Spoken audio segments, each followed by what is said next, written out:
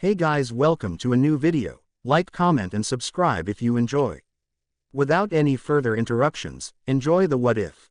Chapter 16 Chunin Exams Part 3. By the end of the month between the second and third phases of the Chunin exams, the hidden village in the leaves became filled with all sorts of people.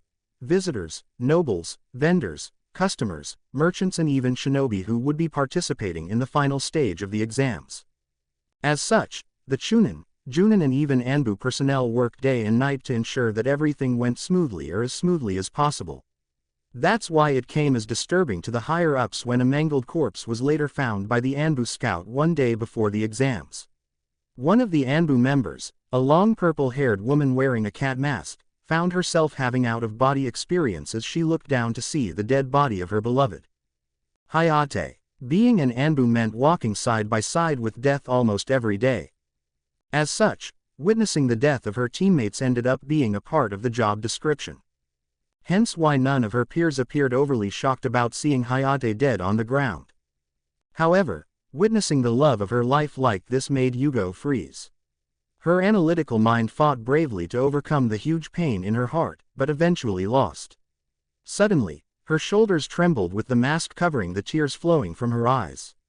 Despite being the team's second in command, right now protocol just wasn't in her mind as she shunshined away, leaving her team behind to deal with the situation. The Hokage's office . Right after the event with Hayate's death, the Hokage had gathered all the Junin to tell them the news. I had gathered everyone to relay the terrible news. This morning, a team from Anbu had found Gecko Hayate dead.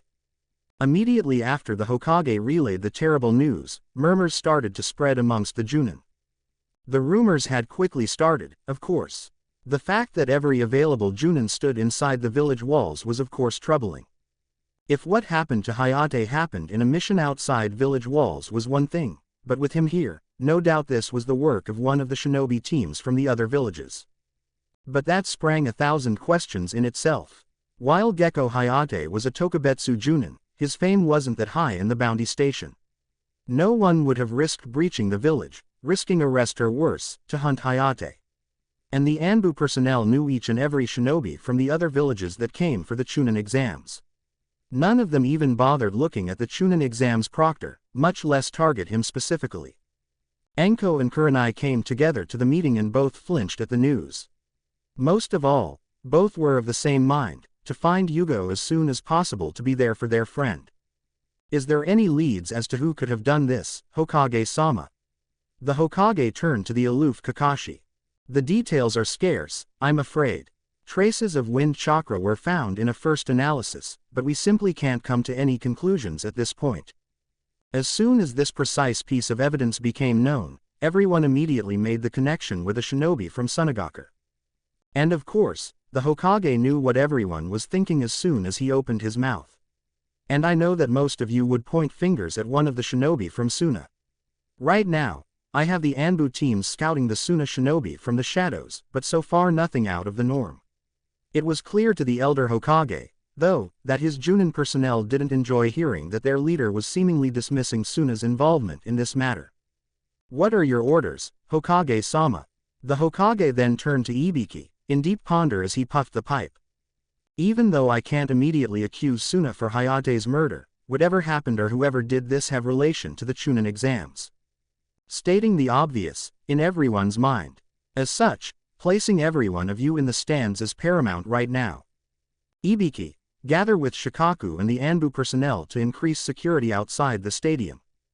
Right now, we must at the ready for any possible threats looming, both inside and outside the stadium. Dismissed. No sooner had the Hokage said so, all available Junin left the room in a shunshin, leaving the Hokage alone. Even his personal advisors had left, leaving Hiruzen Sarutobi alone. The walls close to Hiruzen's position suddenly shifted, before Jiraiya revealed himself, hidden in the room the entire time. What have you found thus far? As you said, none of the shinobi from Suna are behaving any differently. And no sign of Orochimaru as well, sensei. Hiruzen frowned at that, his prodigious student was slippery like that. Sneaking in and out of anywhere was one of the trades that made the snake Sannin so dangerous. The case cage is due to arrive tomorrow, isn't he? Hiruzen nodded briefly, already knowing what his student was thinking. I have already placed a team of Anbu to escort him and his entourage since they crossed Fire Country. While the move in itself would cause suspicion, it is not outside the norm. Jiraiya scratched his chin, before turning to his sensei once more. Do you want me to stand by your side in the arena, tomorrow? Despite it being a show of strength, it's not like Konoha to show its hand beforehand. No, that would be ill-advised. If Orochimaru is truly behind all of this, then he will show himself when we least expect him to. It's best that you remain hidden until the threat is revealed. Jiraiya knew his sensei's line of thought and he didn't like it one bit. He will come for you, no doubt about that. Hiruzen nodded, concurring with his student. Indeed, but I can handle him if it comes to a direct standoff. It's the village that I'm worried about, Jiraiya. The Gamma Sannin had his doubts leaving the Hokage alone against the snake. However, it would be naive to assume that Orochimaru won't place the village in jeopardy while he faced the Hokage. If it happens, this fight will be on the snake's terms. After all, a snake never attacks unless it's sure that the target won't be able to retaliate. However, Hiruzen was also quite lenient with the snake Sannin in the past. So, the perverted wondered if history would repeat itself if they faced each other. Hiruzen, for his part, took the Sannin's sudden quietness as humor. It could be said that Jiraiya was worried about his chances against the Sannin, or worried about the village, but Hiruzen couldn't really tell. What? You don't believe I can handle him, Jiraiya? I may be old, but I'm still more than able to teach my student a lesson or two. The Gamma Sannin smirked at the old man's teasing, but it was an empty smile, quite unlike the Sannin's usual mood. Oh, it's not that. I know how strong you can be, when pissed. The last time they sparred, Hiruzen mopped the floor with Jiraiya. What I doubt is whether or not you'll finally fight him seriously this time. As soon as Jiraiya finished the accusation, he saw the Hokage narrowing his eyebrows at him, even flaring his chakra and increasing his killing intent. Though, the pervert Sannin stared at the Hokage, just as serious. It was no secret between the elite of the village how Orochimaru's actions were only possible due to Hiruzen looking the other way at times. And despite sometimes leaving in denial about that, Hiruzen certainly couldn't fault Jiraiya for what he said. The hidden Anbu detail became uncomfortable in the room as the two powerhouses stared at each other. It was rare for most to see such tremendous energy nowadays, so one of the junior Anbu had fallen on the ground, with lack of air, due to the sudden attrition. After this, the pervert Sannin simply smirked, easing the situation. Well, see you tomorrow then, sensei. The Hokage smirked with a nod as the Sannin left the room while the other Anbu assisted the unconscious junior Anbu. Chunin Exams Stadium The day of the exam finals, almost all of the Konoha citizens and the village's many visitors slowly marched towards the stadium. Many of the shinobi were already inside the stadium. The Chunin were placed in different sections of the audience, while seemingly chatting and having a good time with one another. The Chunin proctors were in one place, together with the genin who participated in the exams. The most influential clans of the village had also a place for themselves, such as the Hyuga clan filling most of the seats. Many sets of white eyes and long robes filled the seats. However, one set of white eyes had chosen not to sit together with her family. Hinata had invited her best friend Yakumo to come together and cheer for Naruto and Shikamaru, though mainly for Naruto. The other genin were seated together as well, with Ino and Choji sitting together with their respective clan members. Uchiha Sasuke was seated together with Kiba and Akamaru, though by the look on Sasuke's eyes, it was clear that he much preferred seating somewhere else. The Chunin sensei were all seated together: Kurenai, Kakashi, Asuma and Guy. Anko had decided to tag along with her best friend as they looked down at the arena. Yesterday, right after leaving the Hokage's office, both women had tried to search for the distraught Yugo in pretty much all possible locations. Her house, which happened to be in a building filled with Anbu operatives, Yugo's favorite sushi restaurant and even the Anbu HQ where they would be sure that Yugo would be, but she was nowhere to be found. Kurenai had even gone to Naruto's training place to see if he had seen her, but Naruto had told her that it's been 3 days since Yugo-sensei had last helped him train. Naruto was able to sense the distress in their chakra and became worried for his Kenjutsu-sensei.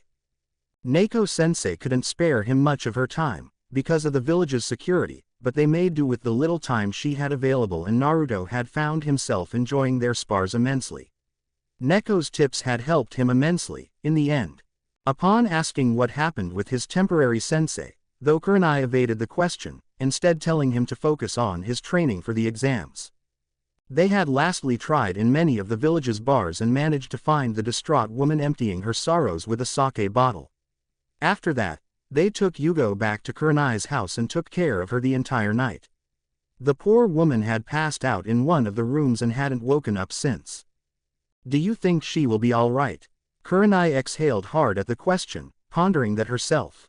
Despite needing to be here both for Shino's sake as well as the Hokage's orders, Kurenai's heart went to her friend. Yugo-chan is strong-willed for sure, but she was head over heels for him. I can't imagine the pain she is in right now. The snake wielder then lifted her sleeves, before a brown snake came out. I've let one my snake summons to at least check on her from time to time, though I'd imagine that she can escape your house anytime and go back to the bar once more. They had talked extensively last night about whether or not they could keep the Anbu Kunoichi inside her house. Or if they ever should do that. No matter how much assistance they provide, unfortunately, this is something that Yugo needs to cope with. As both women's eyes flipped to Kakashi sitting next to Asuma, they knew that the scarecrow Junin had gone through similar pains. Plus, Kakashi happened to be Yugo's role model while in Anbu. The man in question could very well play a role in aiding Yugo in this situation, but they doubted that Kakashi would effectively do anything about it. We should check on her the minute the exams are over, then. Enko nodded, concurring, before all eyes turned to the Hokage's seat just as the cage arrived, followed by two bodyguards.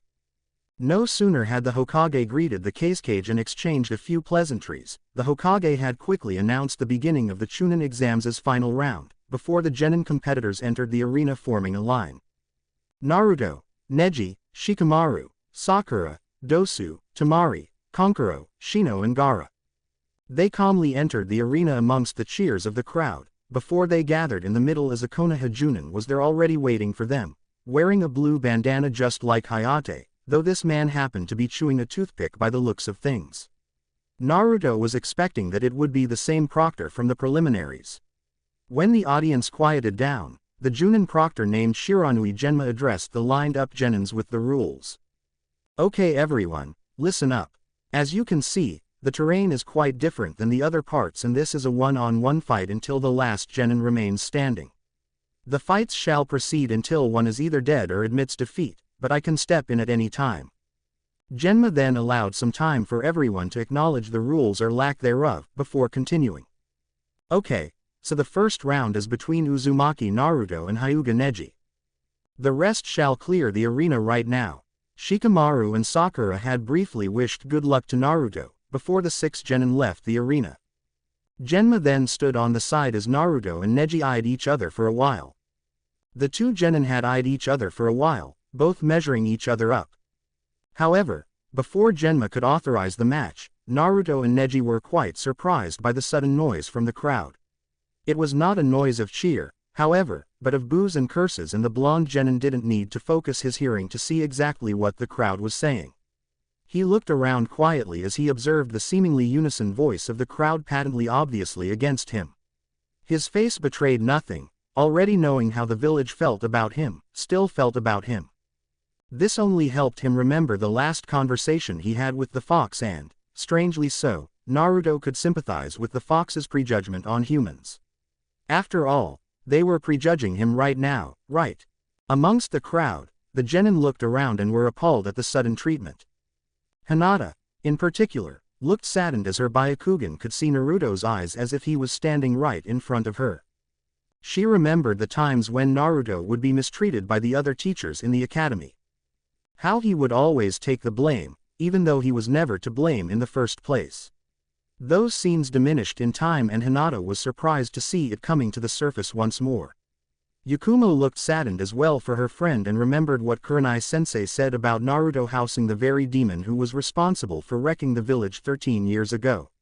It was thanks to this example and her friend's bravery, that she learned to face and defeat her own demon. Like herself, Naruto's status as the Fox's Jinchuriki was considered a top-level secret. The Junin sensei wasn't much better either, as Asuma and Kakashi had frowned at the crowd because of their behavior towards Naruto. And while Anko felt for the kid, as she knew quite well being on the receiving end of this same crowd, it was Kurenai's reaction that was the most surprising. She felt anger, rage, and her fists trembled, wanting nothing but to shout to everyone to shut up immediately in defense of him. Imbeciles, the lot of them. How dare they? Anko saw her best friend lost in her ever composure, mumbling curses at the crowd and grinning. And while she knew that Kurenai wouldn't stand out, no matter how much she wanted to, Anko had no qualms about doing it for her friend's sake. And so, she just stood out and screamed to the top of her lungs with her fist high up in the air. "Hey, you assholes, would you shut it already?" Anko's shout had the desired effect as Kurenai looked up in surprise at her best friend with a silent thank you. Everyone looked at the Tokubetsu Junin in surprise, even Naruto down at the arena, who was looking at both Anko and Kurenai and waved at them in appreciation. Asuma, Guy and Kakashi looked at the now sitting Anko, who was crossing her arms and showing a full-out smile. Kurenai was smiling as well and looked at her best friend from the corner of her eye. Anko's outburst helped control some of the crowd, but the other sections still kept on their cheer for Naruto's opponent. And Neji felt this, figuring he could use it to his benefit. "It seems they don't care about you very much." Naruto then turned from looking at Kurenai to his opponent, who was smirking at him. "After all, fate has already declared I will be the winner of this match, and the crowd seems to agree with me. Yeah, saying they don't care about me is an understatement, and, quite frankly, I don't care about whatever it is that they have to say about me. None of them knows me to really say anything." After all, Naruto really had no interest in whatever those nameless faces thought of him. The Junin sensei all smirked at his tenacity for openly sending a major middle finger to everyone. Kurenai and Anko looked at each other with a smile, and they saw his centered visage. Hinata and Yakumo were smiling as well, just like the other genin and even some of the Chunin, mainly those who saw the kid kicking ass in the preliminaries. Naruto's words, though, were like a ton of bricks to the Hokage as he listened intently to Naruto's words. "It's enough for me that I have people I care about and that they care about me as well. Now, I'm quite interested in what you had said about fate. Didn't know you were Fate's spokesperson, Neji." The Hyuga wasn't deterred, however, as he fell into position. "Let us exchange fists and you'll see what I'm talking about." As soon as Neji fell into the taijutsu stance and activated his Byakugan, the crowd cheered once more, in preparation for the fight. However, Naruto had the distinguished feeling that the people were cheering for the prized Hyuga. Well, not like he could do anything about that. The Nadime's apprentice had a clean plan to execute, so that was all that mattered. As soon as Genma authorized the match, Neji had barely moved his feet, when Naruto all but vanished from his sight in a blur of motion. The move alone left the crowd speechless, as most of them weren't shinobi. Neji's eyes had followed the movement of chakra and was surprised when his opponent appeared 10 meters behind the usual position. As soon as Naruto created a safe enough distance, he unleashed a great horde of shuriken from the ceiling patch inside his holster and unleashed the projectiles straight at Neji's position. The Hyuga had quickly grabbed a kunai to defend himself from the projectiles, when he saw the opponent manifest hand seals. Up from the stands, Asuma smirked at his student for starting by the book against a Hyuga and using wind technique to boot. Fuden Repusho, wind release. Gale palm technique. The projectiles were propelled straight at Neji's position. His eyes managed to follow the speed of the projectiles, but when he tried to block with a kunai, the Hyuga genius was surprised to see his weapon almost breaking upon impact. Neji snarled at Naruto's plan. Despite him practicing with Tenten with projectiles, he had never seen weapons augmented by wind ninjutsu before. Naruto wasn't deterred, however, as he once more used Shunshin to appear in random locations, while repeating the same strategy. Neji was then kept on his toes, trying in vain to evade the fast and dangerous projectiles from hurting him, while at least attempting to redirect the shuriken, since blocking it would break his kunai in half.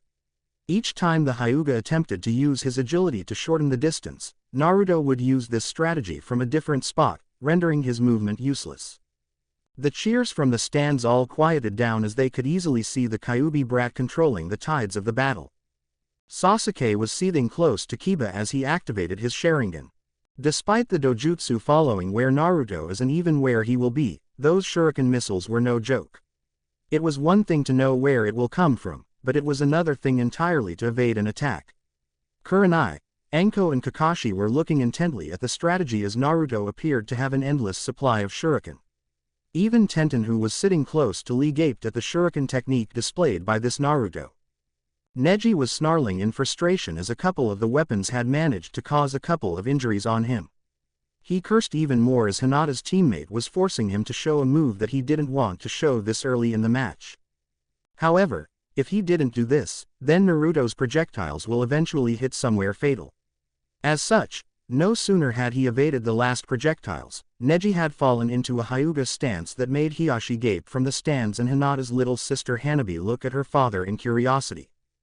Hakusho Kaden, 8 trigrams palm rotation.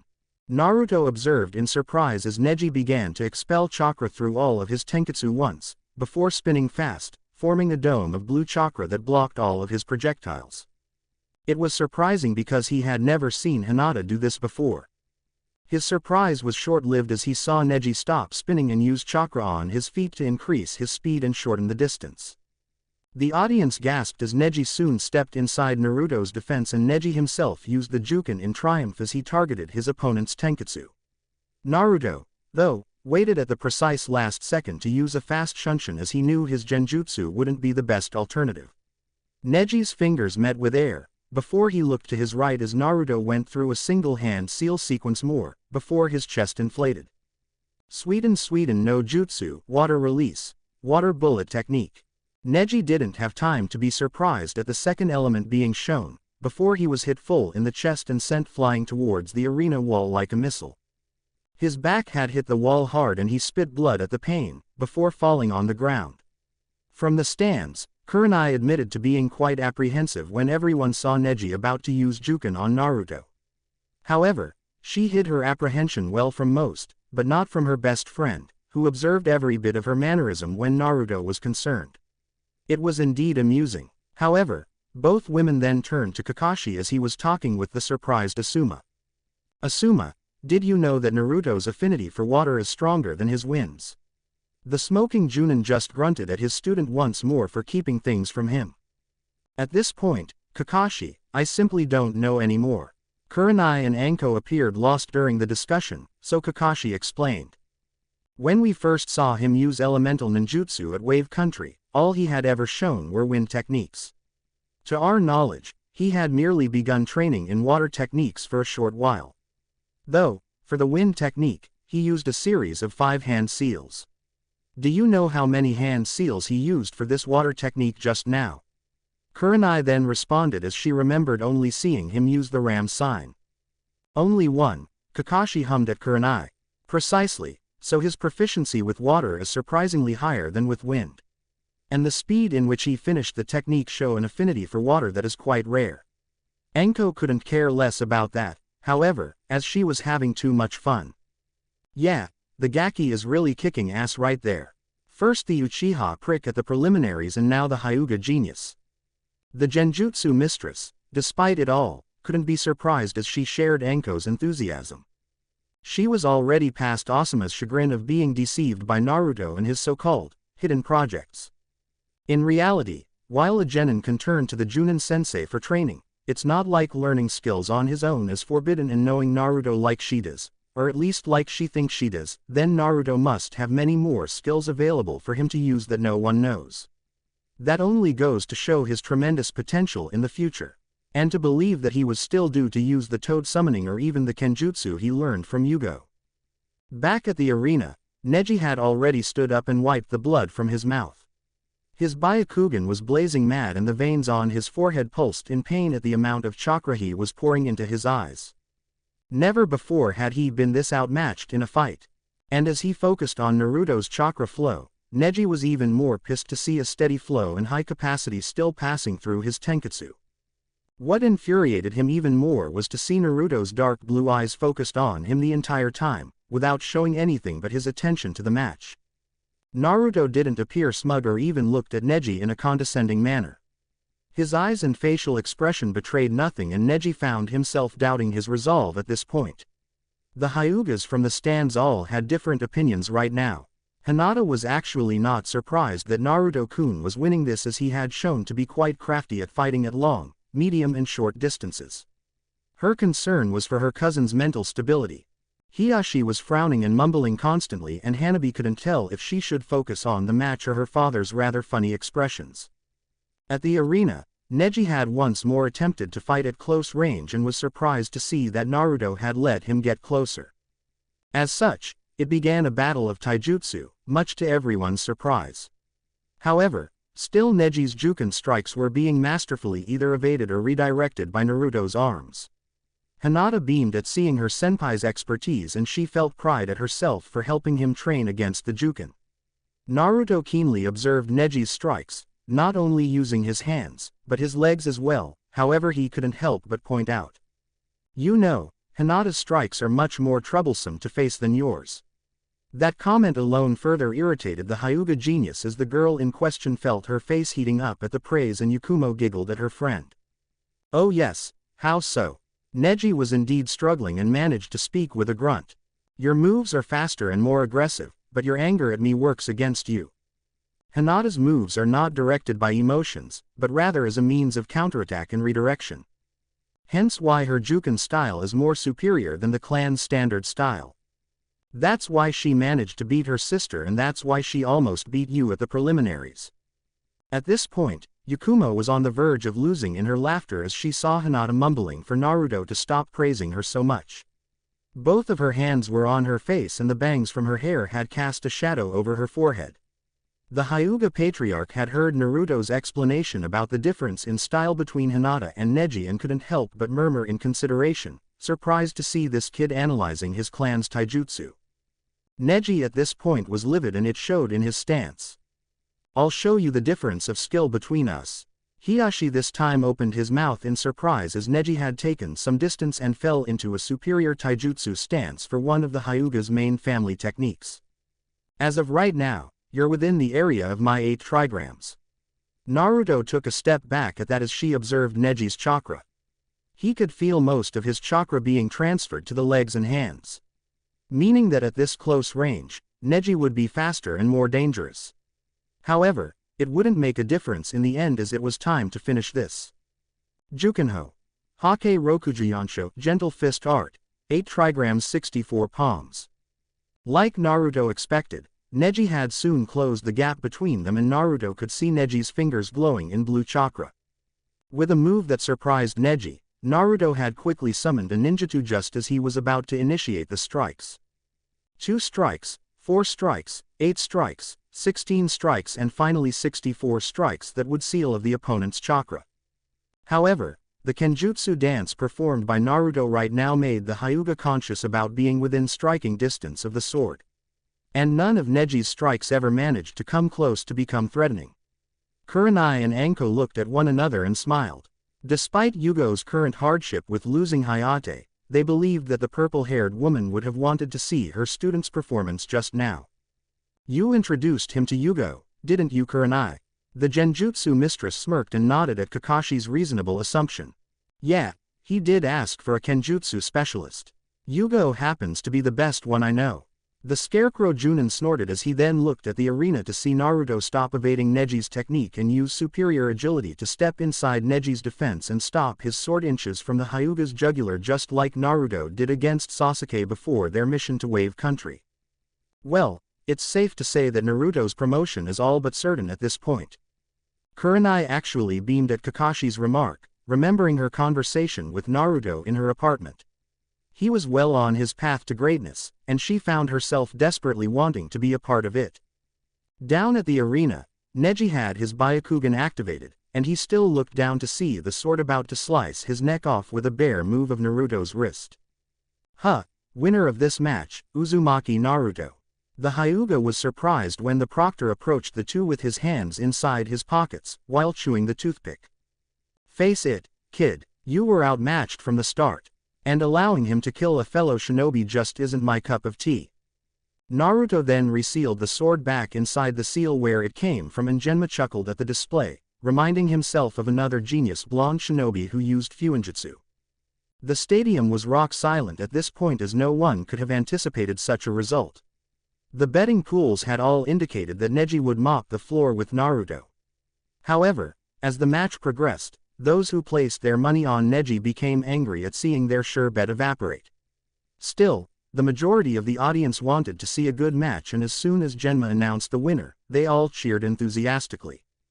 Naruto had bowed to Genma and then gave his back to Neji as the medics appeared to tend to his injuries. As soon as Naruto appeared in the genin box of competitors, he was met with different stares. Sakura, if possible, looked even more incredulous at what she would be up against if she passes her rounds. Temari and Kankuro both focused at him with concern, as well as did Dosu. Gaara was glaring bloody murder at Naruto with a maniac smile on his face. And Shikamaru, well, the Nara heir just sighed in dismay at the troublesome blonde that is his teammate. Despite it all, Naruto accepted the praise from both Sakura and Shikamaru. "You're up next, Shika." The pineapple-haired genin groaned and realized that his opponent was already down at the arena and the proctor was calling his name repeatedly. Shikamaru permitted himself a brief respite of thinking it would be best to simply throw in the match and be done with this troublesome endeavor. Up from the stands, Asuma was visibly concerned as he could practically hear his genin's complaints. And Kurenai chuckled at the man's misfortune. One of his genin hid things from him and the other lacked any form of drive whatsoever. "Seriously, I'm glad that Hinata will remain a genin, cause right now she's the only one which is normal." Eventually, Shikamaru sighed and jumped from the genin stand down the arena as he then observed the girl Temari using her battle fan as a pole to rest in. In the end, this second fight turned out to be quite distinct from the energetic first match. While Temari used her battle fan to create a stronger wide-ranged attack, but all it ever did was cause an uncontrolled wind typhoon that would slash the trees that Shikamaru used to hide in. Shikamaru, in return, focused on his shadow manipulation, but keeping his distance from the sand kunoichi. In the end, Shikamaru had managed to secure a plan of 6 moves to trap Temari in his shadow possession technique, much to the blonde woman's groan at being caught. Though, when Shikamaru had the match in his hand and much to everyone's surprise, save for those who actually knew him, he ended up forfeiting his match over the excuse of being out of chakra. To that, his team and even those who knew him best had mixed feelings. Hinata couldn't help but smile at her lazy teammate, just like Choji, who was sitting next to Ino. The Yamanaka woman was screaming bloody murder at her friend for what he did. Asuma chuckled in the end, despite wanting the kid to grow some backbone and finish the match. And Naruto, well, Naruto's eyebrow twitches uncontrollably. But nothing topped Temari's outburst right now as the woman was pissed. "How dare you, imbecile, look down on me, how dare you quit on me?" She was livid right now. Much to everyone's humor, Temari's hands grabbed Shikamaru's fishnet shirt collar and shook him vigorously. The Nara, for his part, just sighed as his head was shaken by this troublesome woman. Well, it was a known fact that all Nara men were whipped. As amusing as this show is, I shall call the next match, so please vacate the arena. Temari looked at the toothpick Junin and cursed, before leaving Shikamaru alone with Genma. Ah, troublesome woman. Genma had truly heard some rumors about how the Junin commander married with his wife, now he knew. Next fight was Kankuro from Sand vs Shino from the Leaf, though everyone was surprised and rather suspicious when Kankuro had simply withdrawn from his match. The observative Aburame just adjusted his glasses as he focused on his opponent, while Shikamaru openly complained that he should have done the same thing, much to Naruto's irritation. Well, next up was Sakura's fight against Dosu. The hunched sound genin, upon seeing the pink-haired girl, just smirked, before turning to taunt his opponent. "Huh, care for a repeat of what happened in the second phase, girl?" Sakura just snarled at him, remembering at the time how useless she felt back then when he used that sound gauntlet on his arm. Her eardrums started bleeding and Sakura felt an immeasurable headache. "It's not going to be like that, I assure you." Dosu smiled at the comeback or lack thereof. "Well, we shall see, Proctor, start the match." Genma frowned at this genin for daring to order him around, before looking at the pink-haired genin who nodded back at him. Dosu quickly ran towards Sakura with his metal gauntlet ready. Sakura stood her guard waiting for the frontal assault and immediately blocked the punch. Dosu soon smirked in triumph as he emitted a powerful sound wave from his metal gauntlet. The sound waves alone would once more pierce her eardrums and make her useless in this fight. However, much to his surprise, Sakura wasn't perturbed in the slightest. Frowning at his attack not working, Dosu then focused more chakra through his metal gauntlet and once more used taijutsu in combination with the gauntlet. Once more, Sakura blocked the attack and Dosu used his chakra to manipulate the sound waves.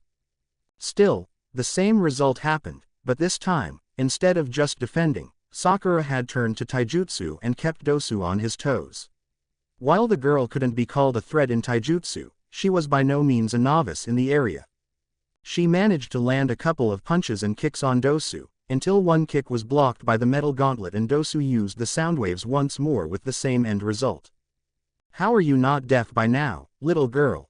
Sakura smirked at his opponent, taking this long to figure out.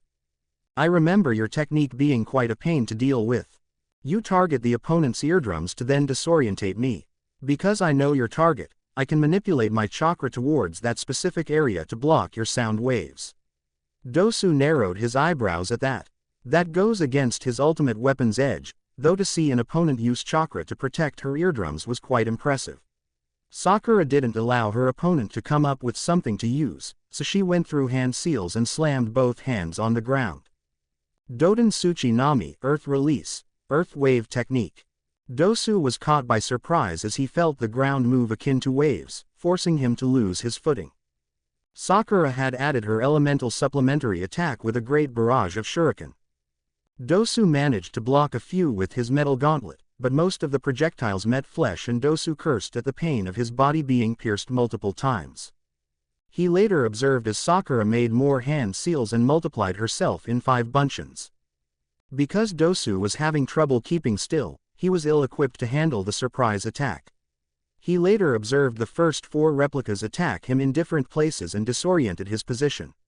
The last one was the real Sakura. Catching the sound genin by surprise, Sakura used surprising agility augmented by her perfect chakra control and got inside Dosu's defense. Sakura then prepared her arm backwards and screamed at the top of her lungs. "This is revenge for the Forest of Death. Shanuru." The almighty punch hit Dosu's nose with such tremendous noise that echoed throughout the entire stadium, before the sound genin was catapulted straight to the stadium walls. He was unconscious even before hitting the wall hard. Sakura has improved quite a lot, Kakashi. It's nice to see that the kunoichi are not falling behind in this new generation. Kurenai was also thrilled to see another prospective ninja in this generation using genjutsu. She wanted to impress him. The sensei's proud smile was visible in the scarecrow Junin as the other Junin looked at him in wonder. Enko and Kurenai were at a loss, but Asuma smiled knowingly. Ever since Naruto first taught her the more advanced chakra control exercises, he had also helped a great deal with her taijutsu. It's funny how Sakura calls Naruto her senpai, even though they are the same age. She really looks up to him and wants to impress him. As a sensei, Kurenai couldn't be prouder to hear this. She heard bits and pieces about Naruto helping Sakura on occasion, mainly from Hinata. Naruto, for his part, chuckled at seeing Sakura proudly celebrate her victory with her fist raised up in the air. He always knew her chakra control were better than his own. Despite him training in chakra control exercises for longer, Sakura was a natural, finishing exercises with half the time and half the effort that Naruto needed. He had no doubt that Sakura would make a fine chunin as well. Not to mention that she was already using elemental ninjutsu as well. Sakura then bounced back inside the genin box and quickly approached him. "Naruto-senpai, did you see that? I beat him." Naruto had shown her a full-out smile and even showed a thumbs up. "Congratulations, Sakura. I was surprised to see you using Doden. How long have you been hiding that from me in our training?" Sakura was still smiling and even more thrilled for the praise. "Oh no. Kakashi-sensei tested my chakra affinity when we started training. After that, he taught me earth chakra manipulation and even taught me some techniques." Naruto really was not surprised that the girl managed that in only 1 month. "Well, color me impressed. Your chakra control is indeed outstanding." Back at the arena, Genma just stood there nonchalant like he is prone to be most of the time. The crowd was cheering loud at the fights so far, and even he was getting pumped as well. The next round would start in about 10 minutes, thus allowing the audience to stand up, buy something and come back. Also, it worked for the genin to recover somewhat. Still, the Junin proctor looked at the chart he had of the tournament matches and smiled. Next match would be Naruto versus Temari. Seeing the kid in action once more would be quite fun to see. Okay, the interval is now over. Will Uzumaki Naruto of the Leaf and Sabaku no Temari of the Sand please join the arena? The mention of both names made the audience pumped, and Naruto couldn't help but snort at them for the sudden change of heart. Once both blonde shinobi stood face to face, the Sand Kunoichi smirked confidently at her odds. I trust you won't do the same as your idiotic teammate did just now. Naruto deflated at her first words. He was indeed taking responsibility for Shikamaru's laziness. But then again, Naruto wasn't about to accept an enemy criticizing his friend.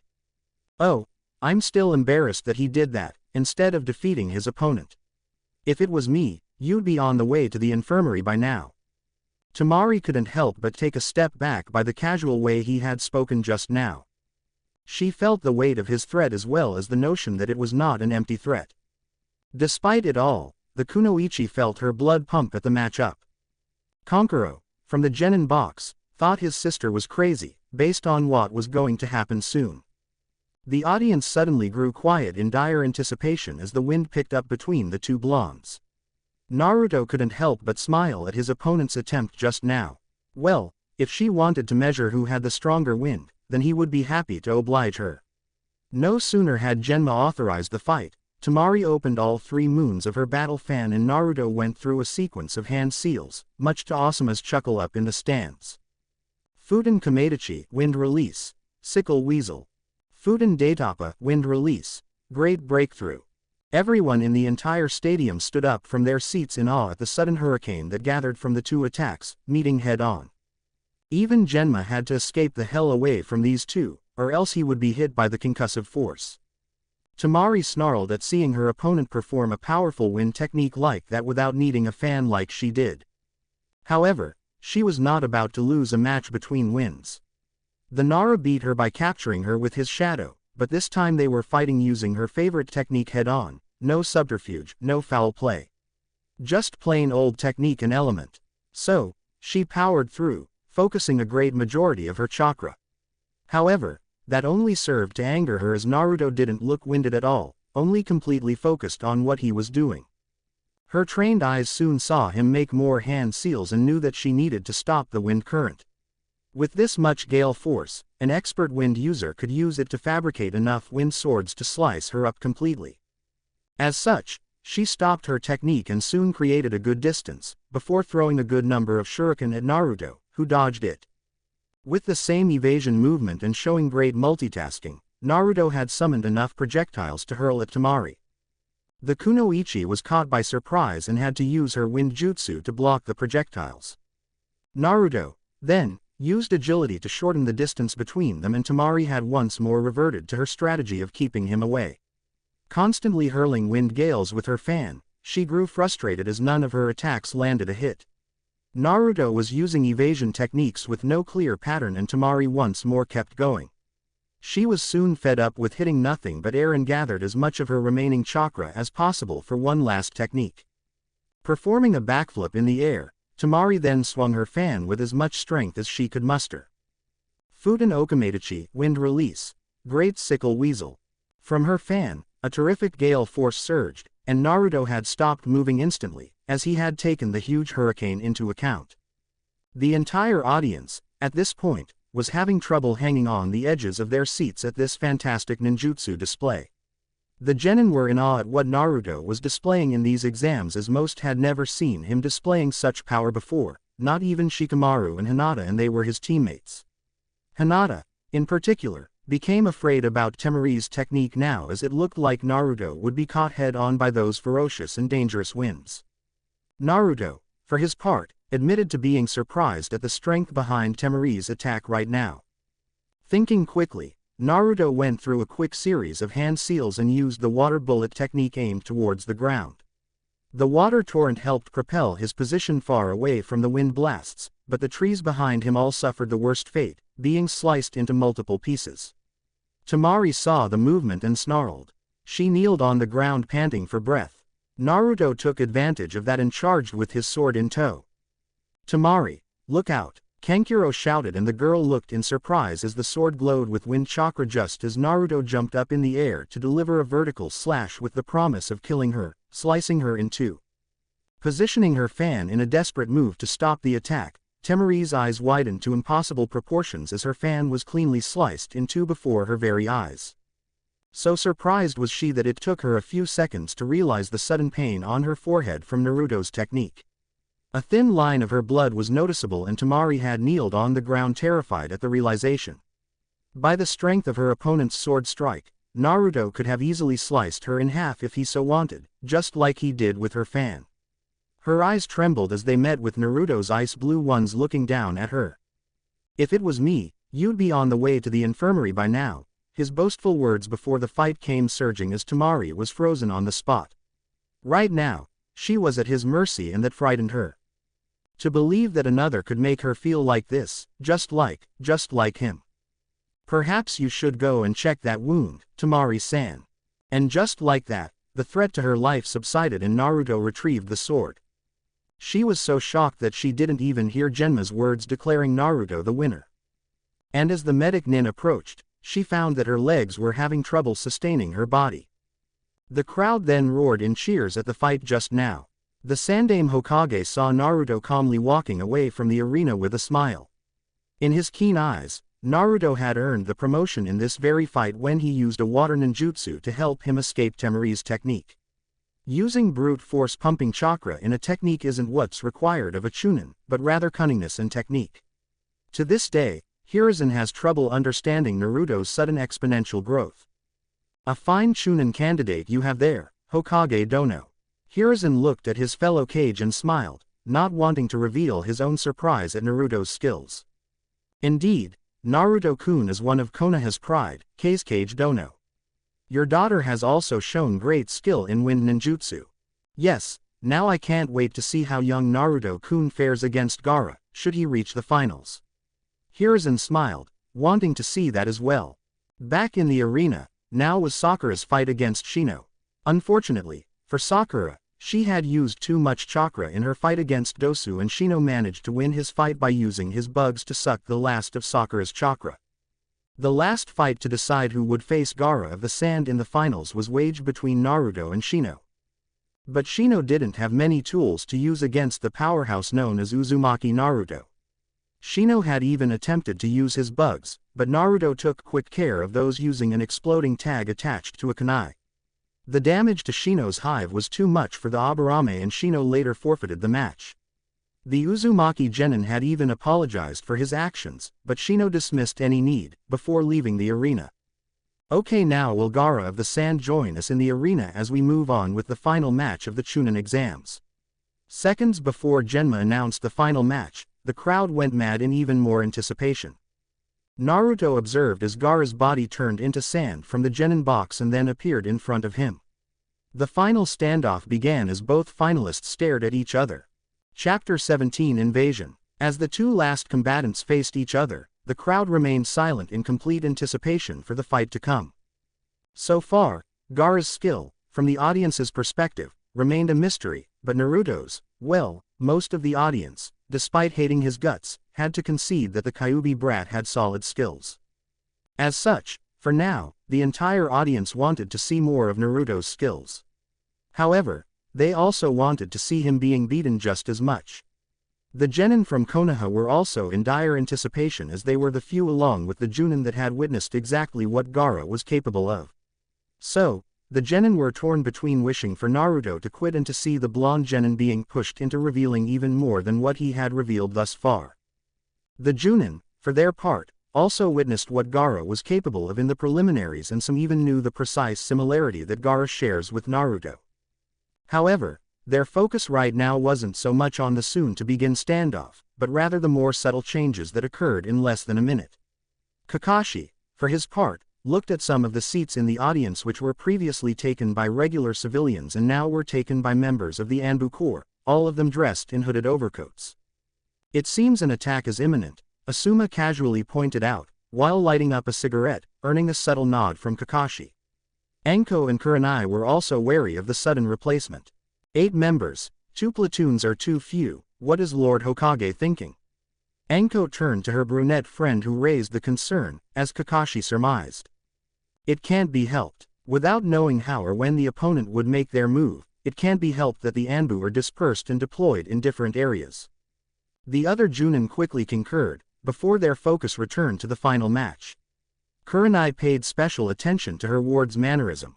She was surprised to see a tensed shoulder and rigid posture from Naruto, though considering just who his opponent is, it's understandable to play it safe for now. A different behavior wouldn't belong to someone worthy of the promotion. Still, a small part of her couldn't help but worry about him. Don't worry, Nai-chan. Kurenai turned to Anko, who was showing a full-out grin in confidence. I know that the Gaki is still due to show everything he can do. At the arena . Down at the arena, Naruto eyed his opponent with key focus, getting a thorough read at his chakra. It was nothing short of mayhem in his sensory perception as Gaara looked to be barely able to keep it together, threatening to burst from his coils at any moment. Also, Naruto was working his mind through a suitable strategy here. He remembered seeing the older Konoha genin named Rock Lee's fight against Gaara in the preliminaries. While Lee appeared at that time to be winning the fight, it all went sideways the moment that Gaara trapped Lee's limbs with his sand and crushed it into multiple pieces. Naruto still remembered to this day the agonizing sound mixed between bones breaking and pain-filled screams.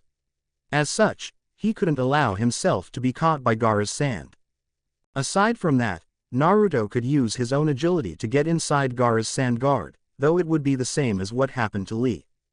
This match was different from the others, because Naruto couldn't see a clear weakness to exploit. He would just have to plan the field carefully along the way and react when needed. Still, the maniac look on Gaara's face was intriguing. Is there something you wish to say to me? You certainly look like you're in a personal vendetta or something. Gaara just kept looking madly at him, though. You're strong. Naruto narrowed his eyebrows at the rasped tone of voice. Facing opponents like you is what makes my life meaningful. Gaara then chuckled some, making both Temari and Kankuro shiver slightly, while Gaara continued. Killing you, hearing your bones break one by my sand, just feeling your blood running down my sand, you'll be amongst many whom I will use to feed my mother. The entire stadium felt the weight of these words as the civilians started to sweat at the amount of killing intent emitted by Gaara. Hell, even the genin in the arena were feeling the strain. Naruto, though, just widened his eyes momentarily, having felt this immeasurable fear before and the chakra similarities. So much that he could practically hear the low growl from the Kyuubi no Kitsune. This fight just escalated from tough to downright dangerous if Gaara was truly someone just like him. Genma was busy just chewing the senbon as he eyed both Naruto and Gaara. Clearing his throat, the Junin stepped forward and lifted his hand upward to make the move down and initiate the fight. However, before he could authorize the fight, Gaara had quickly maneuvered his sand and attacked Naruto. The Konoha genin was caught by surprise and took the direct hit like a hammer. Genma frowned at the cheap shot, while the crowd gasped at the noise. Naruto, still in midair, recovered his wits and removed his sword, slashing the sand in one move, before landing on the ground and clearing the trail of blood from his mouth. Naruto looked quickly at Genma, wondering if that was a legal move, before having to dodge the relentless sand assault. He gathered wind chakra through the sword and was using his agility while slashing the small grains of sand with his sword, while the crowd had their own opinions of what happened. Up from the cage's booth, Hiruzen noticed the cage chuckling and puffed on his pipe. Quite up to Tsunagaku's shinobi's reputation to rely on trickery like this, wouldn't you say, Cage Dono?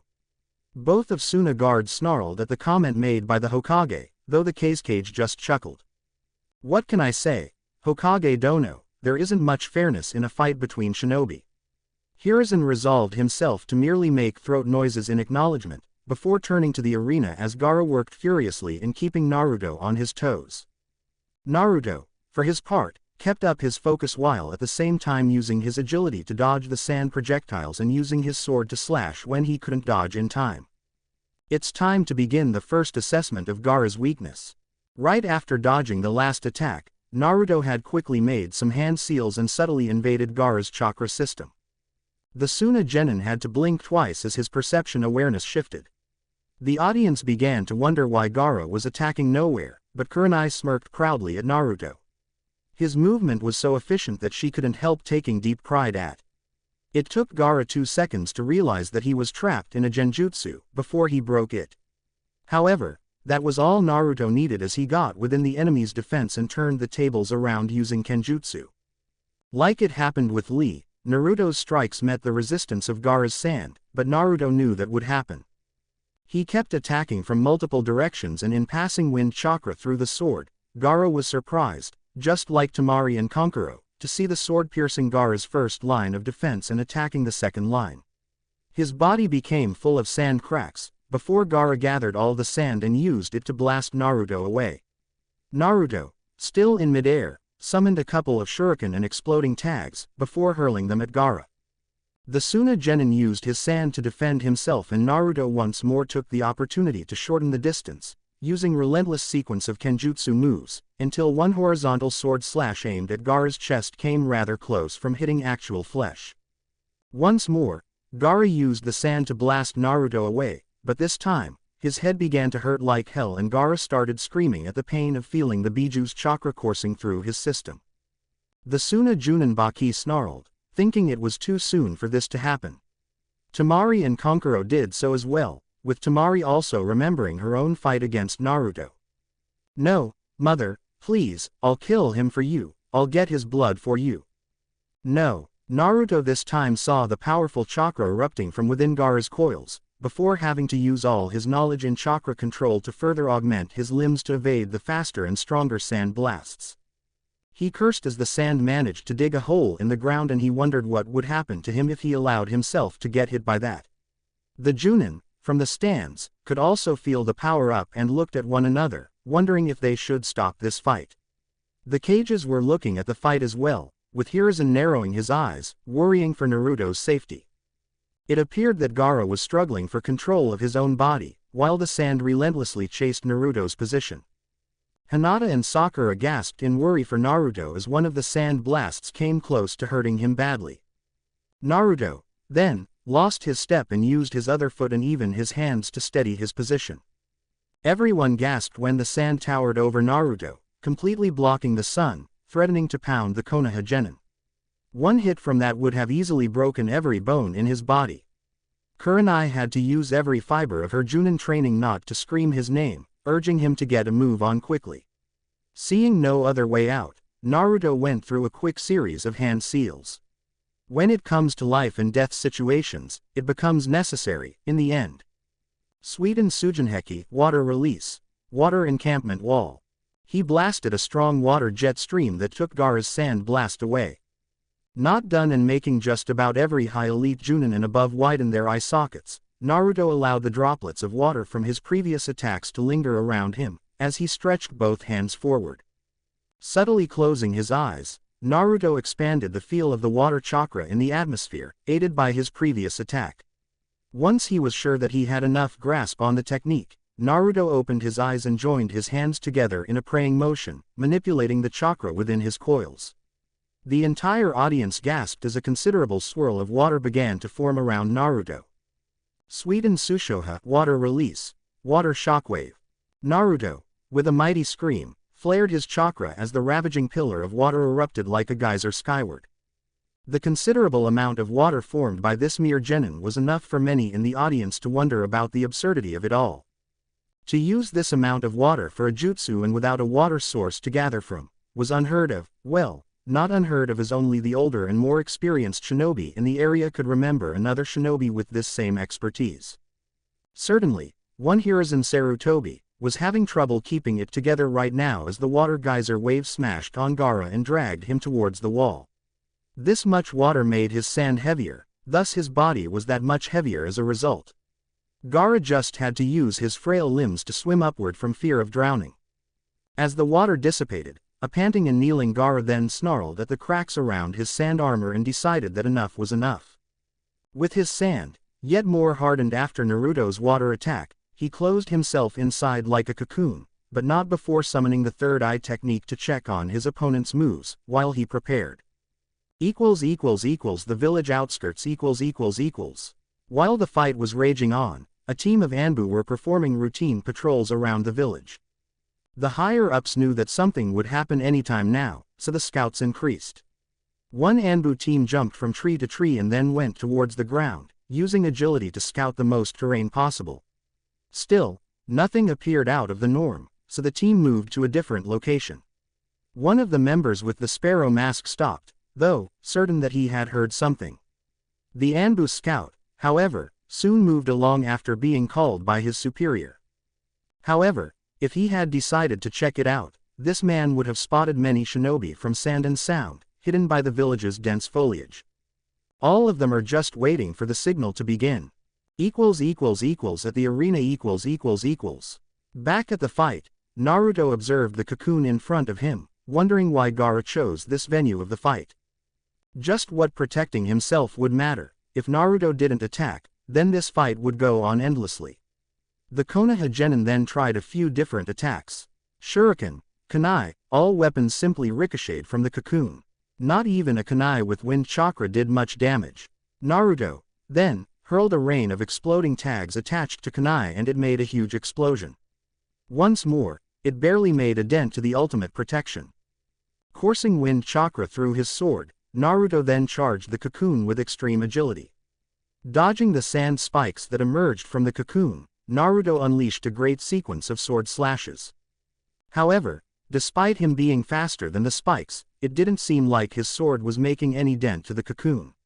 And keeping this up would do nothing but tire him. So, he took some distance from the cocoon. Naruto turned to analyze just what he could do to get through that ultimate defense. Quickly going through all of the techniques he had, Naruto then chose a specific venue, though he didn't know if it would work. One thing he did know is that he needed a considerable amount of chakra. Not only that, but he needed to be precise. He needed to accumulate it and then released it right upon impact to deliver the bigger punch. Thus, placing his sword in between his hands, while focusing on the ram signal, Naruto remembered the exercise that Asuma-sensei made him do before the end of the training month. As such, the bearded man in question chuckled as he saw the wind chakra erupt from Naruto's sword. Interesting, Kakashi, Kurenai and Anko all turned to the bearded shinobi. Naruto is sharpening his wind chakra like I instructed him to. He needs something to pierce that armor, after all. Visualizing the wind chakra lines grinding with each other, Naruto then closed his eyes and worked through the pain caused by the strain in his chakra coils. When he opened his eyes, he looked at the sword and saw the wind chakra around the metal, behaving madly. Once he was sure that he couldn't improve on it, Naruto then took an even greater distance, going as far as reach the wall behind him. He needed as much propulsion as possible for this technique to work. He needed the added momentum to further increase the damage. Once he charged chakra through his legs, Naruto almost vanished from view, with only dust being visible in each of his steps. Never before had he ran this fast, as he focused his eyes on any movement coming from Gaara. At this speed, it was hard to react fast enough, though he had a backup plan if Gaara managed to counterattack. Quickly evading the hundreds of sand spikes that threatened to skewer him, his sword then exploded in wind chakra, as Naruto got within Gaara's guard. Futen Senpuken, wind release, whirlwind fist. No sooner had Naruto's wind-covered fist reached Gaara's cocoon, it sounded like a cannon blast added by a hurricane as Gaara's cocoon was hurled straight towards the back wall, while the wind slashes made quick work of the first and second layers of the sand protection. The audience gasped when the final layers of the cocoon slammed against the wall, as sand then sprawled all across the field. Gaara's eyes widened at the pain of his body being slammed towards the wall, with blood dripping from his forehead. That was the last straw of his self-control, before Gaara screamed bloody murder at the sight of his own blood. "No, my blood, you took my blood." Gaara then tried holding his throbbing head, but to no avail as the sand started dancing around him. Naruto then looked surprised as Gaara's eyes shifted and even his skin turned into a grotesque desert-like color.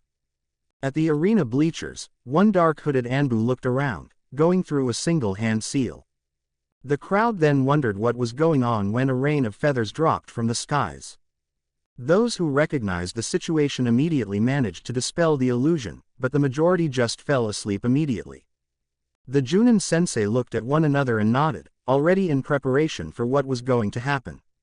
Up towards the cage's booth, the cage looked slowly towards the Hokage and the Hokage did the same thing, seconds before the two Suna guards initiated the plan, using smoke bombs. This made the fight in the arena stop immediately as everyone looked up to see the smoke. That was the signal for the invading forces to begin, as thousands of sand and sound shinobi invaded the village. In the arena, the Junins observed as the Anbu team went towards where the Hokage was in order to protect him. Naruto observed it all going on and then looked at Gaara, who was still holding his head, trying to take back control. At this precise moment, Temari and Kankuro jumped down and stood in front of their brother to guard him. The Konoha Genin snarled at them, piecing some pieces together and advancing to take quick care of both. His move made Kankuro and Temari on high alert, seeing as neither could do much to stop this guy.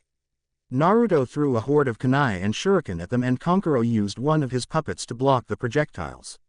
However, the puppet user flinched as he saw Naruto on the verge of slicing his head off. When they heard metal hitting metal, Kankuro opened his eyes to see Baki parry Naruto's sword, before keeping on the offensive against the Genin. "Take Gaara and run," Baki yelled at them, before turning on Naruto once more, but before he could much, Baki had to block an incoming Senbon. Genma then shunshined in front of Naruto to show Baki that he was the opponent here. The three Sand Genin took this opportunity and jumped away from the arena. Genma stood facing Baki, but he slightly turned to Naruto. "Uzumaki Naruto, this marks the end of the Chunin exams, though it's clear that you already have Chunin level skills. Go and rendezvous with your Junin sensei for further instructions." Naruto needed no further and jumped towards the arena bleachers where the Junin were busy fighting sand and sound enemies. With the Hokage . As soon as the team of Anbu arrived at the roof, the one with the white hood instructed the other teams to protect the lords, while his team moved to protect the Hokage. From the smoke, the two Suna guards attempted to keep the Anbu occupied, but the Anbu commander made short work of them with two kunai, before ushering his team to jump ahead and protect the Hokage. No sooner had they moved, both the Hokage and the cage emerged from the smoke, with the cage holding the Hokage by the edge of a kunai. As soon as they landed, four blurs emerged from presumably dead bodies scattered among the roof, positioning them in a rectangle formation with the cages in the middle. They had similar clothes, 3 boys and a girl from the looks of things. The cage gave the order as soon as he saw the Anbu team move. Before the Sound 4 team all made a praying move on the same time, yelling in unison. Ninpu. Shishi Engine Ninja Art. 4 Violet Flames Formation. 4 pillars of light erupted towards the skies, then said lights joined with one another, forming the purple barrier, just as one of the Anbu attempted to pass by the defense. Trying to barrel through, his body was caught on fire and rolled back down the roof just as the Anbu team arrived to his location. The leader with the white hood snarled at the usage of a barrier. The enemy was crafty and managed to isolate the Hokage. Arena bleachers . The Junin senseis, Kakashi, Asuma, Kurenai, Anko and Guy, watched transfixed as the barrier ninjutsu lifted and trapped the Hokage inside. Kakashi and Guy, in particular, attempted to move away, leaving Anko, Kurenai and Asuma to deal with the trouble in the arena, when a bunch of sand and sound Chunin appeared, next to the Anbu who performed the genjutsu. 1 second was all it took before all hell broke loose as the enemy began to attack the civilians, as well as the Junin. This was the scene that Naruto arrived to, trying to find either Asuma sensei or Kurenai to receive his next set of orders. With his sword in hand, Naruto turned in time to avoid a couple of kunai that would have pierced his back and parried what appeared to be a sound shinobi about to kill him. The enemy had superior height and superior strength, but Naruto managed to divert the man's kunai and use the sword to carve a deep wound to the man's stomach, before Asuma came and sliced the enemy's head off. "Naruto, stick close to us. We shall provide your next set of orders." Naruto nodded at his sensei as he then moved together with his sensei to where the other Junin were battling the enemy. As he arrived, Naruto caught both Kurenai and Anko looking at him, with a subtle nod. Considering the situation they were now in, that move was enough praise for Naruto. He Then, saw both Kakashi and Guy deal with 3 or 4 Suna shinobi, before all Junin managed to catch a respite to provide the genin his set of orders. Kakashi was the one who showed a positive smile with his only visible eye closed at the blonde genin. And with him being the most senior shinobi amongst the group, he was the one who provided Naruto with his directive. Uzumaki Naruto, I would say congratulations are in order, but now we don't have time. This is an A-ranked assignment for you, Chunin candidate. As of right now, you'll be responsible for the genin's coordination in 3 of the village's sensitive areas, the academy, the hospital, and the library. All the Junin sensei here are giving you command over the teams. Right now, the civilians are the priority. Get a move on. Naruto allowed himself a few seconds to understand the acknowledgement all the Junins gave to him, before his eyes briefly searched for his genin peers amidst the crowds. The Junins all then watched as Naruto summoned 5 Kage Bunshins next to him, before 4 vanished with a shunshin to different locations. At this point, neither were surprised with the genin's movements anymore, though they severely doubted that he would remain a genin for long. Anko, though, only smirked and approached the only clone that remained. You're indeed full of surprises, Gaki. I'll grab 1 clone to help me with the civilians here and take them towards the shelter.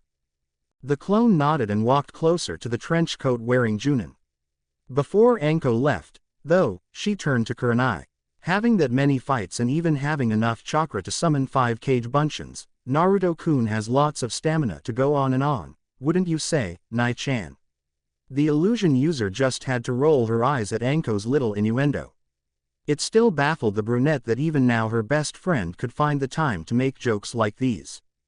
Get a move on already, Anko. Naruto, stay together with me. They are targeting the civilians as well.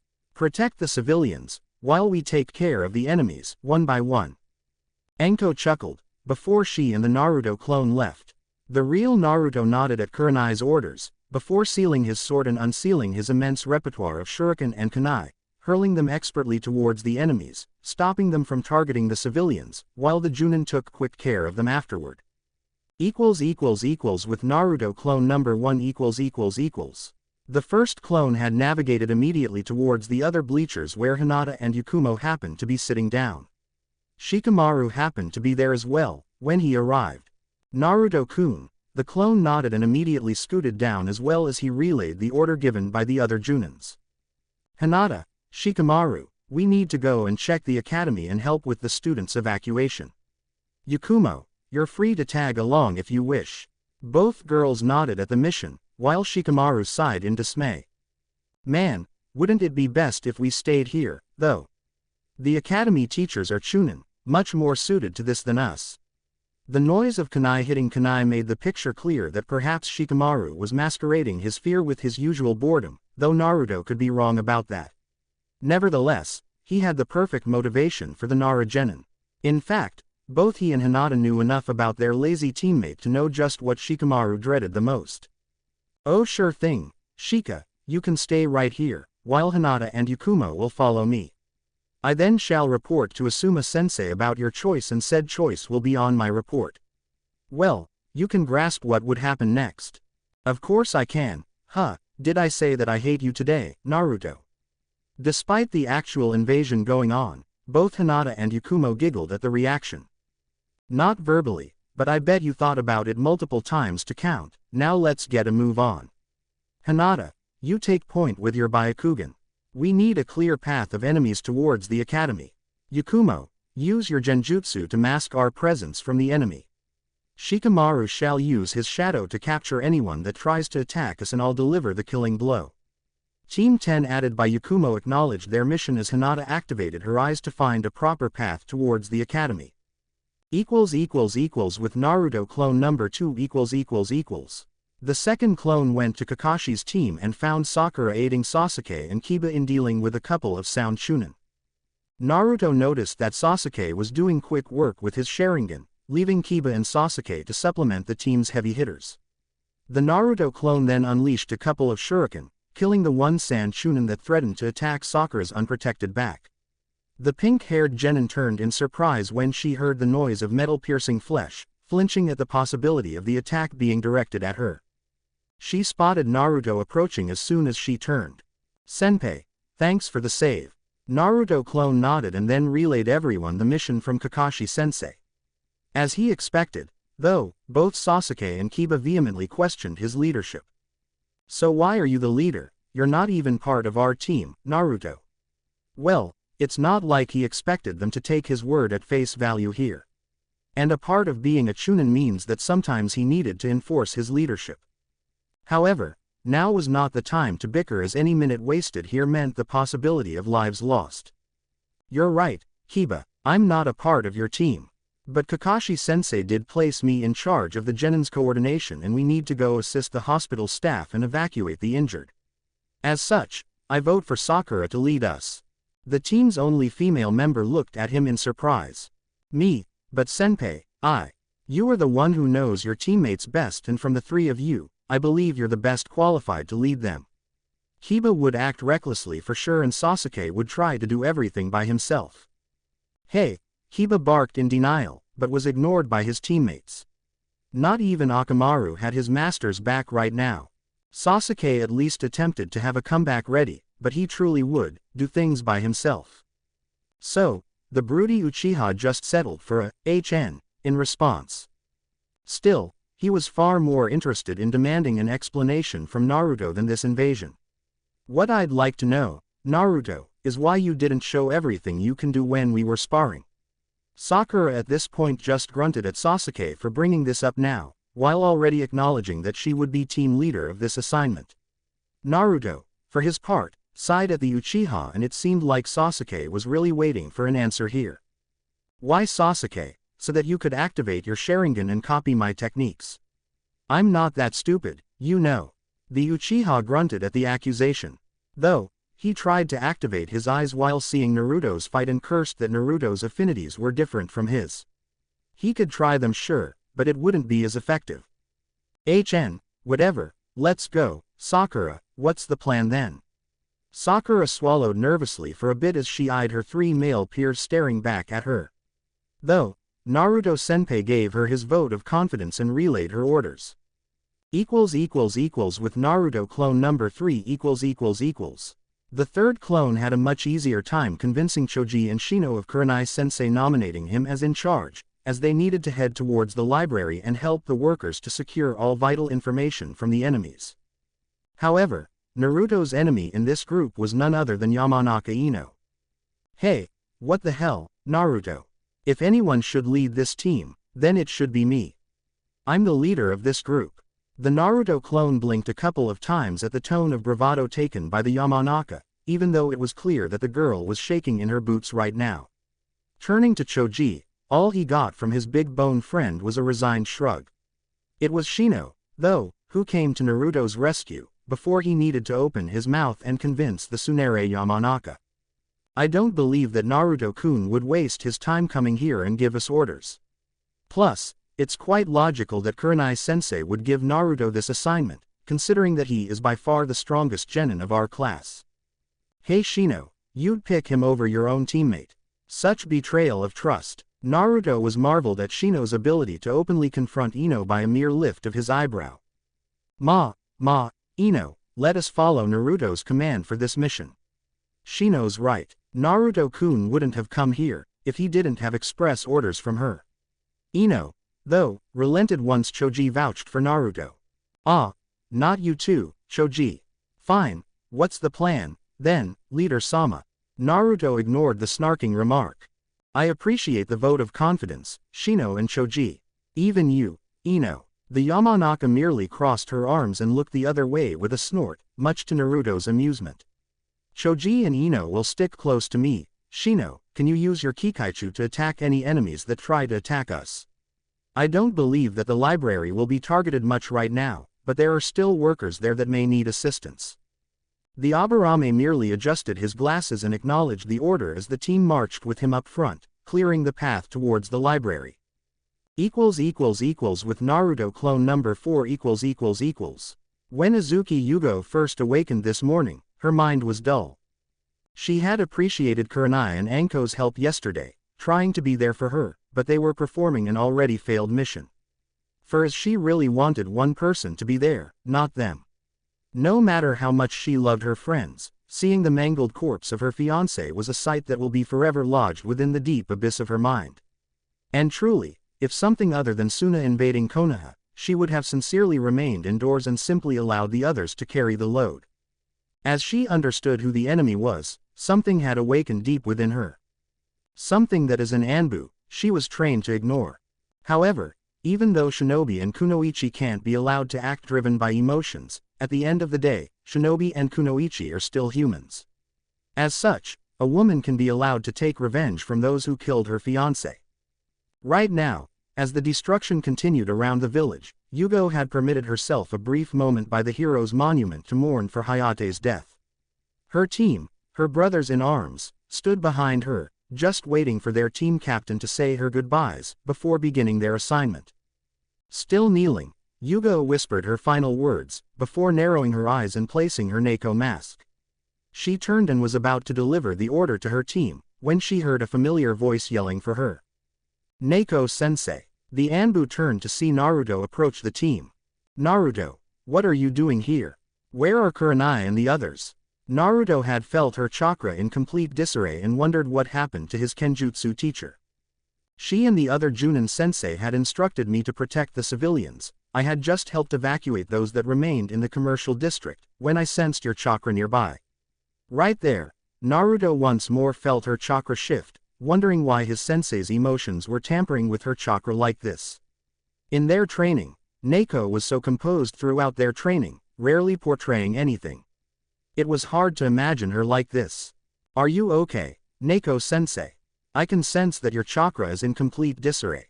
Her Anbu team looked at one another, surprised at what Naruto had just said.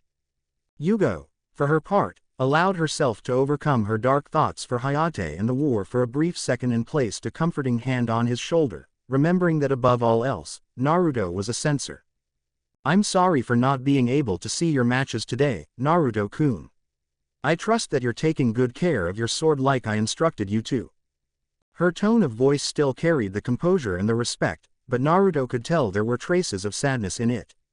He nodded at her, though, focusing on the conversation topic. The exams went fine, until this madness started.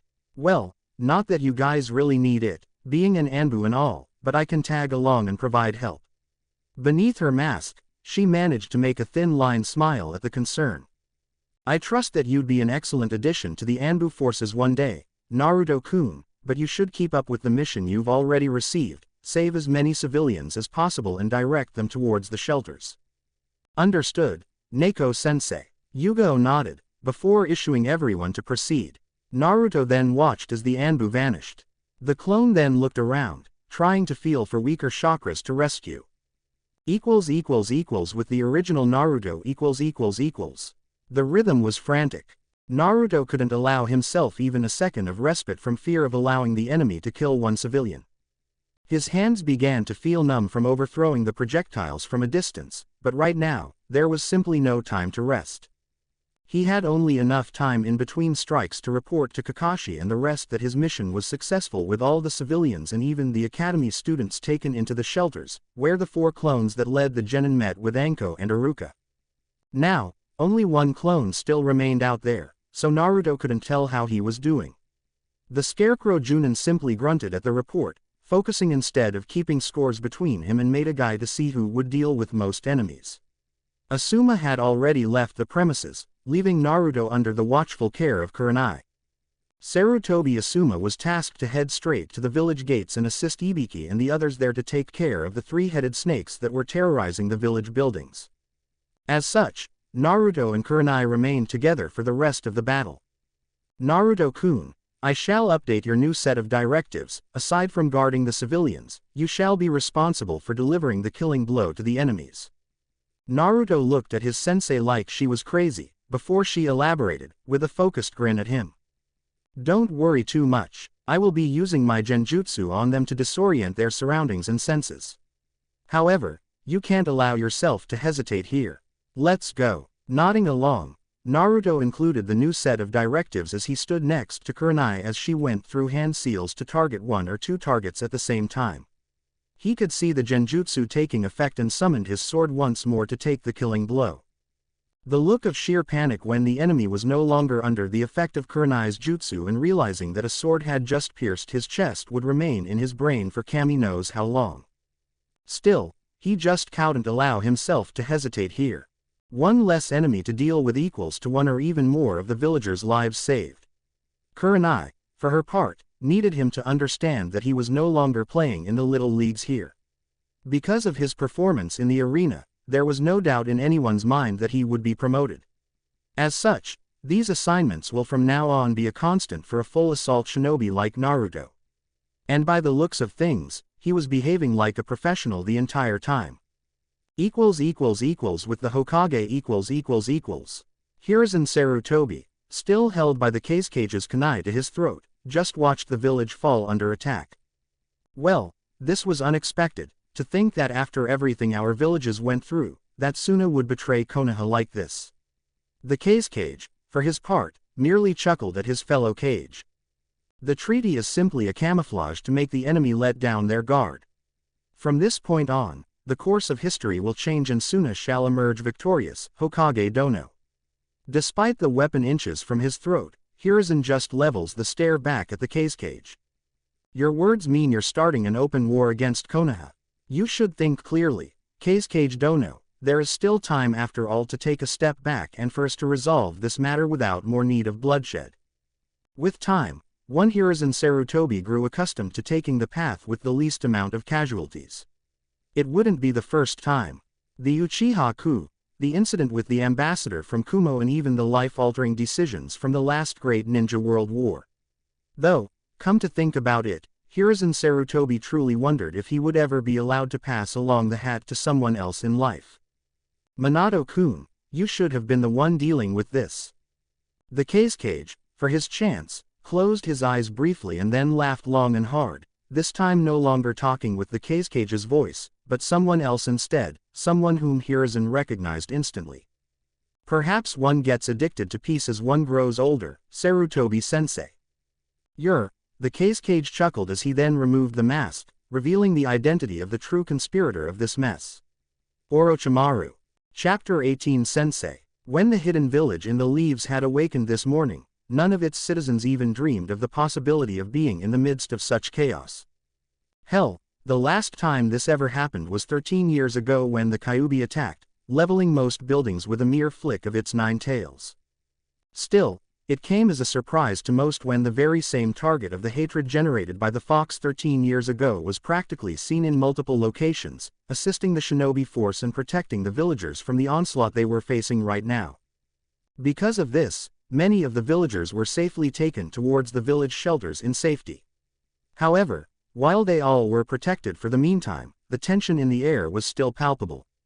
The reason being that they could still hear the thunderous earthquakes and destruction, meaning that the village's shinobi were still courageously fighting against the invaders. Outside, the many Chunin from the village were being literally manhandled by the joint forces of Suna and Oto that plowed through the main gates. The enemies were more numerous than the defenders, at least 2 to 1, and many of Konoha's Chunin were falling victim to Suna's finest. Orochimaru x Hiruzen . While the village worked hard in order to protect Konoha from the invaders, Orochimaru and Hiruzen just stood in the same pose for a while, with Orochimaru holding a kunai close to Hiruzen's throat. For those who were born yesterday, it appeared life-threatening to have an S-ranked shinobi holding you hostage. However, to one Sarutobi Hiruzen, this scene was nothing new. Especially since this is something he has been waiting to happen for a long time, ever since he caught his students' illicit practices. I knew that this day would come eventually, the snake merely smirked while holding his old sensei. Though, you won't take my head off that easily. You should hurry up and choose a Godime Hokage, Sarutobi-sensei. After all, the consequence of time eventually reaches us all, right? Even you, who should have retired a long time ago. Despite the situation, it was quite humorous to hear that coming from his student. That's very true. Though I don't suppose you would underestimate me, Orochimaru.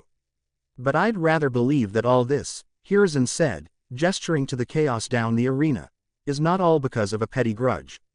You don't seem like the type for that. The snake Sanin just chuckled and released his hold on his sensei, before walking away. Orochimaru had allowed a brief respite of his intentions, considering that he enjoyed the view right now. No, I guess you can say that I get no pleasure if something doesn't move, like a windmill that doesn't turn. Removing the cage's blue hat and letting his long black hair fall, he continued the contemplation. Certainly, it has an appeal once in a while, but this era of supposed peace is quite dull, wouldn't you agree? For me, it's not worth even looking at it. So, I had decided to move the windmill a bit, you know. Destroy the Leaf Village. Imagine the chaos that would ensue in the elemental nations once the great and majestic Konoha falls. Hiruzen just observed the little monologue going on. Despite it all, it brought a sense of comfort for the senior shinobi to see that his most prized student was still the same as before. Huh, I see, I don't suppose you'd be that appreciative of living in a world without wars. Said world does not exist, Sarutobi-sensei. Orochimaru's answer came more automatic than he intended to be, though said introspection lasted less than a second, before his maniac grin resurfaced once more. It came and went faster than anyone could breathe, but for a seasoned shinobi like Hiruzen, it was like it happened in slow motion.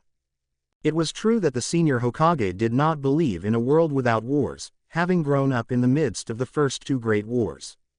However, Hiruzen did cherish these peaceful times, as he could see the next generation of shinobi grow into a more prosperous settlement, at least until the next conflict arrives and he would be forced to throw his shinobi force into chaos once again. The image of Naruto strangely appeared in his mind at this exact moment. But not the Naruto of today, rather the younger and exuberant blonde bundle of joy that caused nothing but trouble in the academy.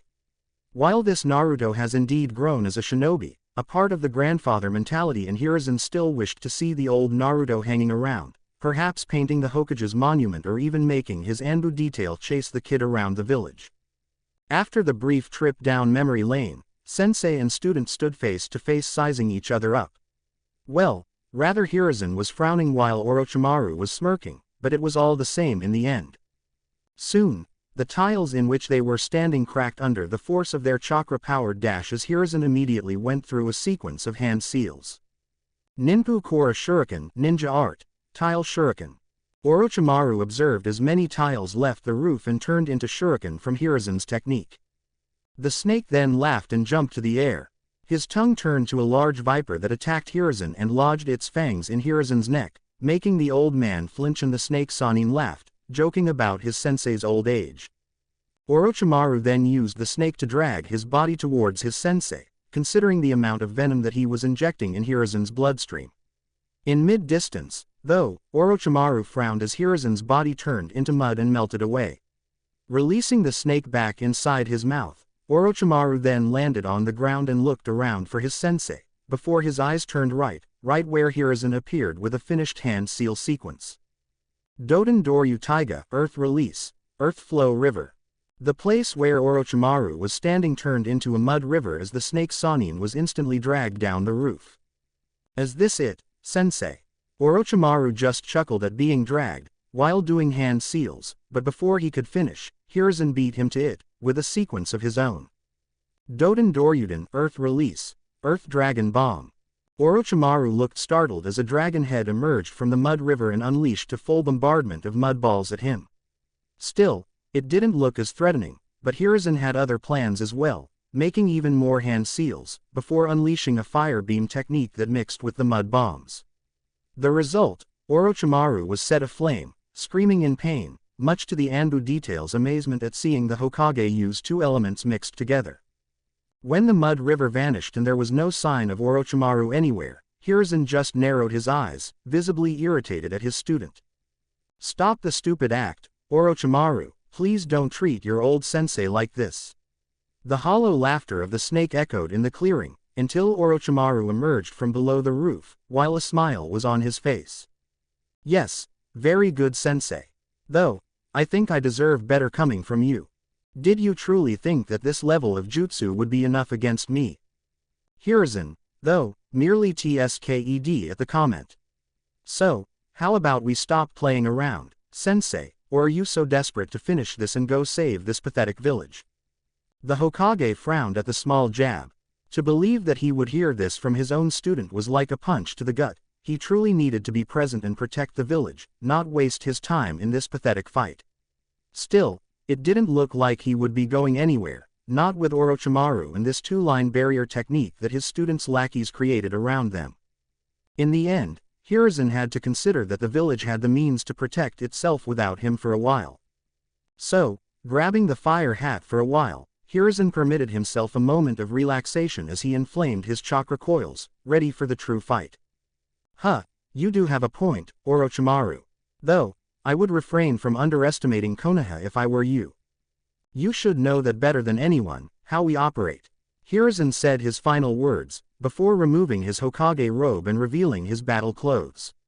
Orochimaru did the same thing, before both inflamed their respective chakra to the maximum as the roof started to shake and the dust began to lift.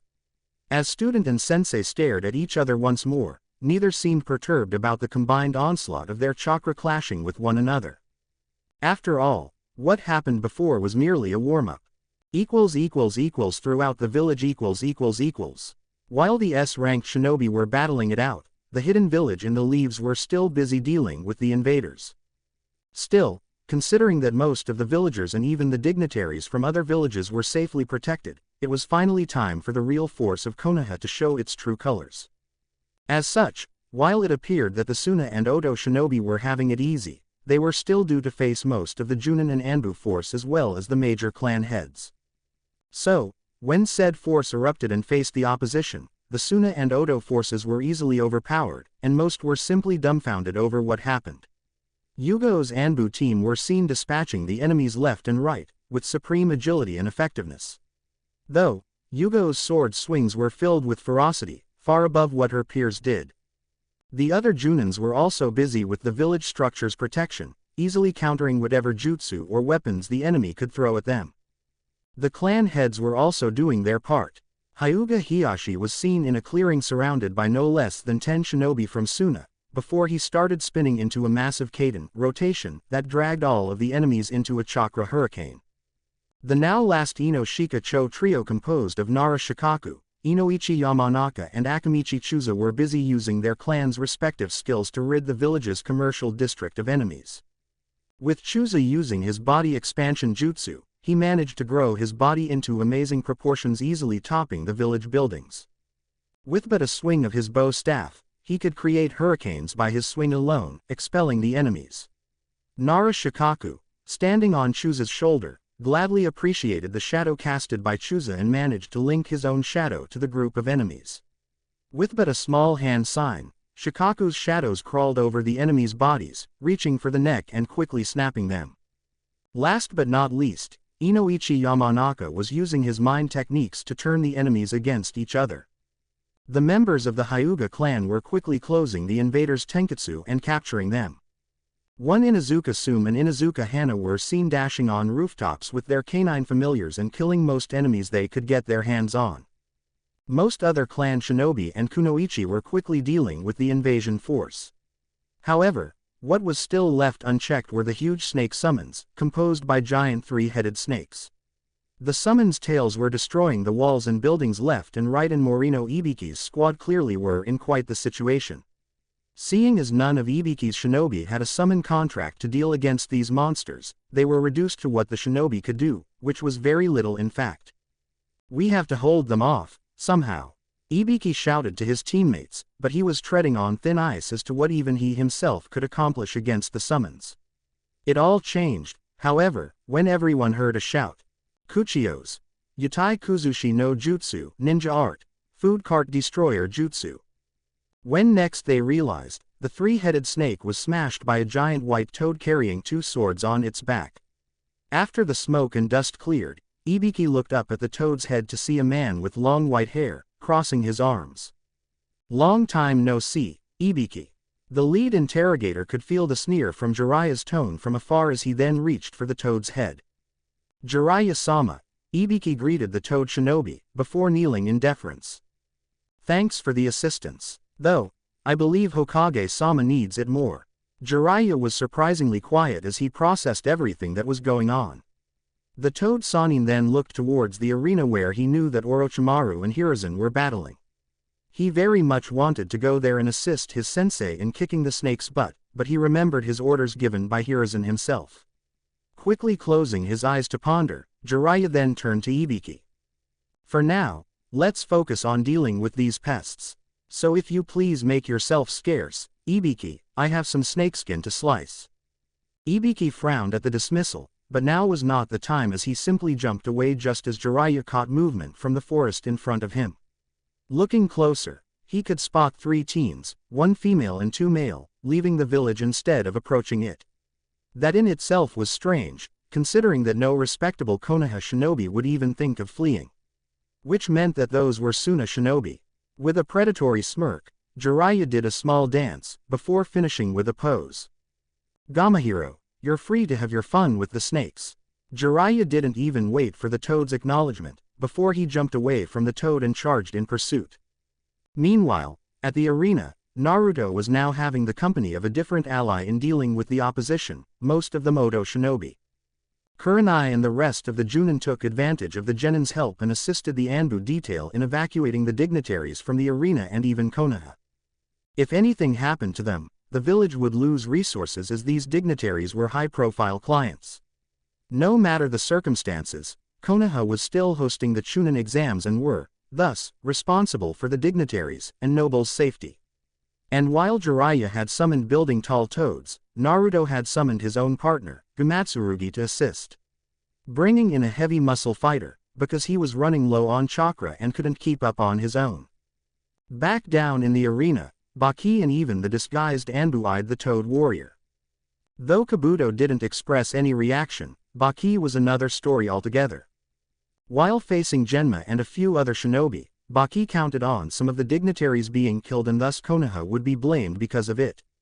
Being an elite Junin from Suna, Baki was made aware of how much revenue Suna lost because of Konoha. Hell, this was precisely the reason why Suna invaded the village in the first place. However, the elite Junin recognized Konoha's strength and realized Suna's folly. Perhaps, now only the Ikibi could provide them with something. Hiruzen x Orochimaru . No sooner had they flared their chakra to the brim, both superior shinobi dashed to close the distance. Hiruzen grabbed a lone shuriken from his pouch and hurled it at Orochimaru, before going through hand seals. Shuriken Kage Bunshin no Jutsu, Shuriken Shadow Clone Technique. Afterward, the lone shuriken turned into dozens, while Orochimaru went through a sequence of hand seals of his own. Kuchio's Edo Tensai, Summoning, Impure World Resurrection. Hiruzen immediately cursed his old student for daring to use this technique on him. As he saw the first and second coffins rise in front of him, Hiruzen frowned when he saw the third one rise. Doing hand seals of his own, Hiruzen managed to cancel the third coffin from rising as well, just as the shurikens embedded on the first 2 coffins. Orochimaru just chuckled at the vague but useless attempt to stop him. Despite the third coffin not being useful, the first and second ones were more than enough for what he wanted to do. The Hokage was starting to sweat profusely, considering that he knew precisely whom Orochimaru had brought from the dead. Truly, from the atrocities the snake had committed, this one easily topped it all. When the coffins opened, Hiruzen stood face to face with 2 of his own predecessors, the Senju brothers, Hashirama and Tobirama. The snake was visibly thrilling to see the look of pure shock coming from the Hokage. So, what will you do now, Sarutobi-sensei? The corpses belonging to the first and second Hokages slowly walked outside the coffins, like zombies at first. Their eyes were devoid of life and even many of the usual expressions and mannerisms that were familiar to Hiruzen were present. Hashirama Senju was exuberant, expansive, and could easily attract everyone to his cause. Tobirama Senju was calm, collected, and rarely talked unless it was necessary. Well, Tobirama didn't look much different than when he was alive, but Hiruzen knew his sensei better than most. Once Hiruzen Sarutobi could just picture himself much younger looking up to these 2 as his role models. Now, thanks to his student, he was able to meet them once more. However, this was not the meeting that Hiruzen wanted to have. Not by a long shot. Hashirama-sama, Tobirama-sama, the 2 previous Hokage then stopped as they heard the familiar voice, though both clearly were struggling to realize what was going on right now. After all, seeing an old Sarutobi Hiruzen could be quite surprising. It's been too long, Saru, Hashirama commented on it, but Hiruzen noticed that it still lacked the old Senju Hashirama's mannerism. The Nadaime Hokage, for his part, though, kept on introspective as he stared at the older version of his successor. He was about to comment something about the Sandaime Hokage, when his brain instantly got assaulted by memories that didn't belong to him, nor even something about his life. Memories about himself staying inside a dark and humid cave, the same cave that he had placed the marking with his cage buncheon sealed inside, so that one of his students could find and carry on his legacy. Memories of a blonde kid with a familiar chakra first showing up, memories of Tobirama tutoring this boy, named Uzumaki Naruto. Memories of Tobirama training Naruto in many aspects of the shinobi life, until the last memory of Tobirama sealing his knowledge in one giant scroll. That all happened in less than a second, but all that transpired on the outside was a simple uncharacteristic blink, followed by a grunt as the geezer Sarutobi had a conversation with his brother. Edo Tensei, to believe that I of all people would be used by the very technique I created. One thing Tobirama realized was that despite this foe bringing him and his brother back to life, Tobirama had zero to no control over his movements, except his mouth apparently. Playing along for now, Tobirama barely turned to see the one who dared use his technique on himself. Edo Tensei, so this young man had summoned us using this prohibited technique. Hashirama was also looking back at Orochimaru, before he turned and faced Hiruzen. So this means that we have to fight you, Sarutobi. Orochimaru merely chuckled as he approached the two Senju brothers with two sealing tags strapped to two kunai, one for each summon. Hashirama, though, wanted nothing but to sigh in dismay. In real life, though, because he didn't have full control over his actions, all he could do was mourn the situation. There are always fights, no matter the era you live in. For this, we're truly sorry, Suru. Tobirama kept quiet, as he tried assessing the situation. It's truly vexing that he didn't have control over his body, or else he would teach this youngster a lesson in manners. However, the Nadaime Hokage found himself wondering what happened to Naruto. Hiruzen, though, was livid at this point. Damn you, Orochimaru, no good will come of playing with the dead like this. Orochimaru, though, only laughed as he placed the kunai inside the brothers' heads.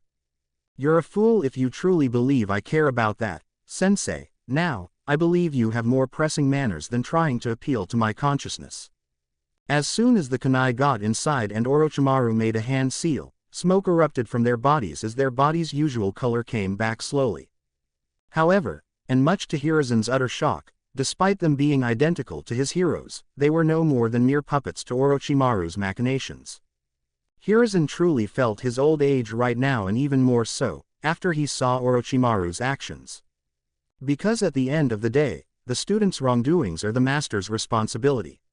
Even more so, when Hiruzen had the power to stop it and did nothing. Tobirama at this point felt his own consciousness fade slowly and concluded that this sealing tag must be suppressing his soul as well. Hashirama, at this point, was already a mere puppet, but Tobirama had but a small window of consciousness for one final thought, just before he too became a mere puppet. I am sorry, Suru. With those parting words, the Senju brothers then vanished and charged straight at Hiruzen in taijutsu. Despite the senior shinobi knowing that they were not the real ones, it still pained him to fight like this. Still, Hiruzen Sarutobi wasn't appointed by the Nadaime Hokage as Sandaime Hokage for nothing and blocked all of the Hashirama's attacks, before hurling him across the rooftop. Tobirama, then, came from up top with the same strategy, but Hiruzen did the same, grabbing Tobirama's legs and hurling him towards Hashirama's location, before going through hand seals. Here I come. Gathering enough air inside his lungs, Hiruzen finished the hand seals sequence and ignited the air inside his lungs, releasing it all in one great white fire beam. Kaden Karyu Enden, fire release, fire dragon flame bullet. The deeply concentrated white fire beam charged at the previous Hokages like a mad train, taking most of the tiles in its path.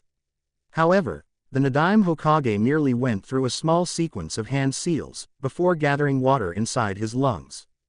Suiden Sujinheki, water release, water encampment wall. Hiruzen stopped his technique as soon as he saw the geyser of water from his sensei's mouth, instantly dousing the flames. Hiruzen saw as droplets of water still hovered in front of the Nadaime Hokage, before the man made a simple praying hand seal, molding his chakra.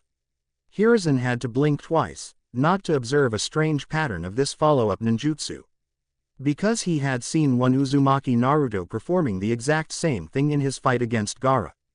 The water started forming around Tobirama like a small water typhoon at first, before climbing towards the heavens as the man exploded his chakra with a shout.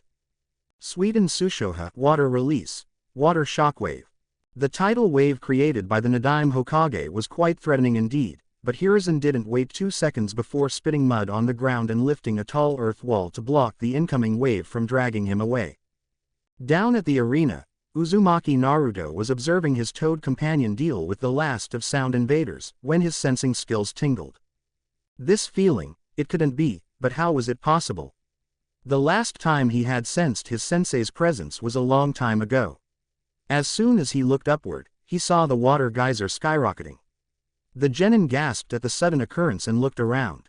At this point, Kurenai and the other Junin had already dispatched the dignitaries and the arena was clear of enemies, after Gamatsurugi's help.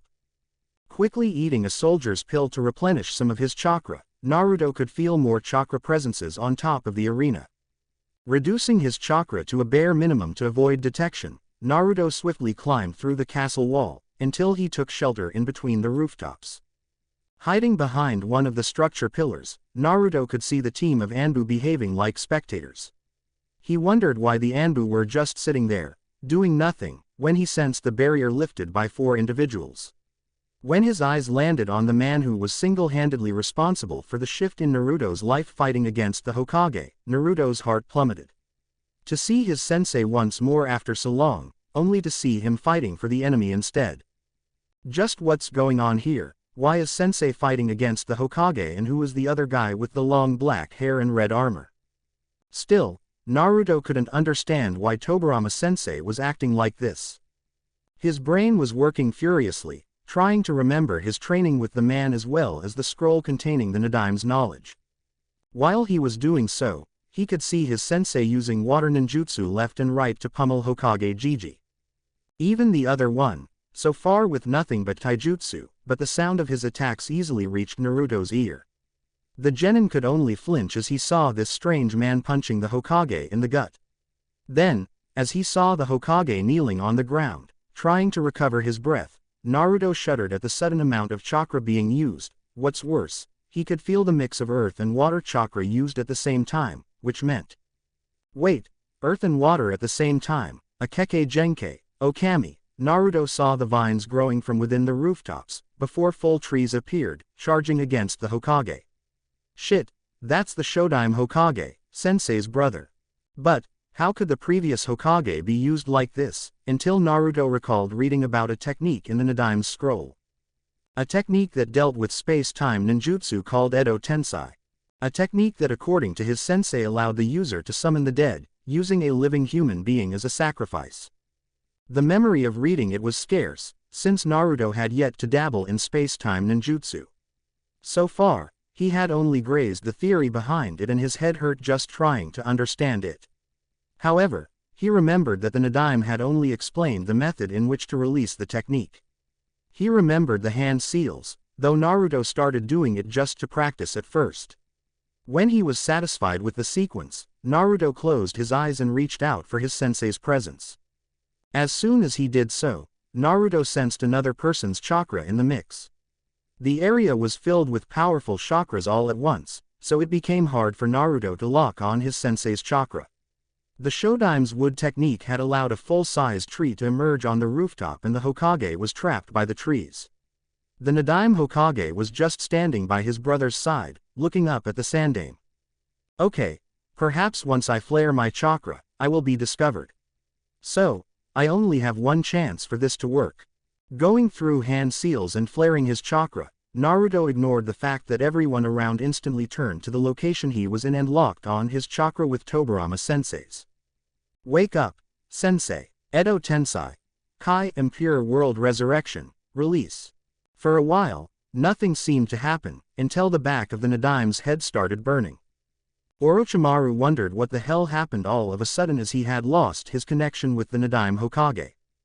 Hiruzen, who was about to do something to escape from the Shodime's constricts, wondered when life suddenly returned to Tobirama-sensei's eyes. Tobirama, for his part, then looked at his hand and started flexing it and moving his arms freely. Without Orochimaru's control to hinder his movements, the Nadaime Hokage smirked as his senses returned to him. A full-out smirk soon appeared on his mouth as his senses came back to him, and with that, he was able to sense the presence of his student, hiding nearby. To believe that the Gaki had grown this much already. What's the meaning of this? How could you recover control? Tobirama looked at the snarling Orochimaru for a moment, before he used his water-severing technique to slice Hashirama's trees that were trapping Hiruzen. The Sandaime Hokage landed close to his sensei, also wondering how this happened all of a sudden. Though, when he noticed Tobirama, Hiruzen wondered why the man was looking in another direction and smiling. Quickly following the line of sight, Hiruzen was shocked to see a smiling Naruto. What was stranger was that Hiruzen saw recognition in Tobirama's eyes. "Suru, now there is no time for explanations. I shall deal with my brother, while you teach this Orochimaru some lessons in manners." Hiruzen then turned to the snarling Orochimaru and nodded, despite still wanting to know just how Tobirama-sensei came to know Naruto-kun. His senior mind was racing a mile a minute, already forming the puzzle of one Uzumaki Naruto. How Naruto suddenly improved in the academy, how Naruto had learned to use elemental ninjutsu at such a young age and quite similar to Tobirama-sensei's techniques. At least, the water techniques. Naruto's growth curve became geometrical and Tobirama-sensei, somehow, was the one responsible for it. "I don't know how, but I'm glad to be fighting by your side once more, Tobirama-sama." The Nadaime nodded, though the water user legend frowned. "Stop wasting time and get going already, Suru." With that, Tobirama vanished and engaged in a fight against Hashirama, earning a chuckle from Hiruzen. "It's been 40 or so years since we last spoke and you're still lecturing me, how nostalgic." Then, Hiruzen turned to the fuming Orochimaru. "I trust that you'll finally face me on your own, Orochimaru." The snake Sannin Tsked, seeing his plans ruined somehow. He did sense someone else using chakra for a second, but he couldn't know who interfered with his plans. Naruto, for his part, was working profusely in almost blocking the last remains of his chakra from being used. This fight was between Hokages and S-ranked shinobi, for heaven's sake. He was just lucky that no one caught him using the technique, or else he would be toast right now. Back to Orochimaru, he saw no other alternative than to face his sensei head-on. Senju Tobirama was the creator of this technique, so he must have released himself from Orochimaru's control, meaning that he now became the enemy. This battle had started hugely in his favor, but now he was at a severe disadvantage here. Still, he would work towards his goal of killing the Sandaime, and he had just the means to do so. Hiruzen observed as Orochimaru pulled out a sword from his mouth and frowned. He knew this sword, of course, and he also knew not to underestimate it.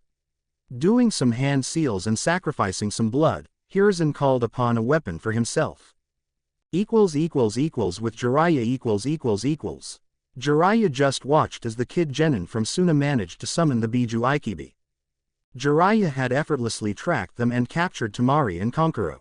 When he was beating the kid Gaara, the kid saw no other move possible but to bring forward the Biju trapped inside him.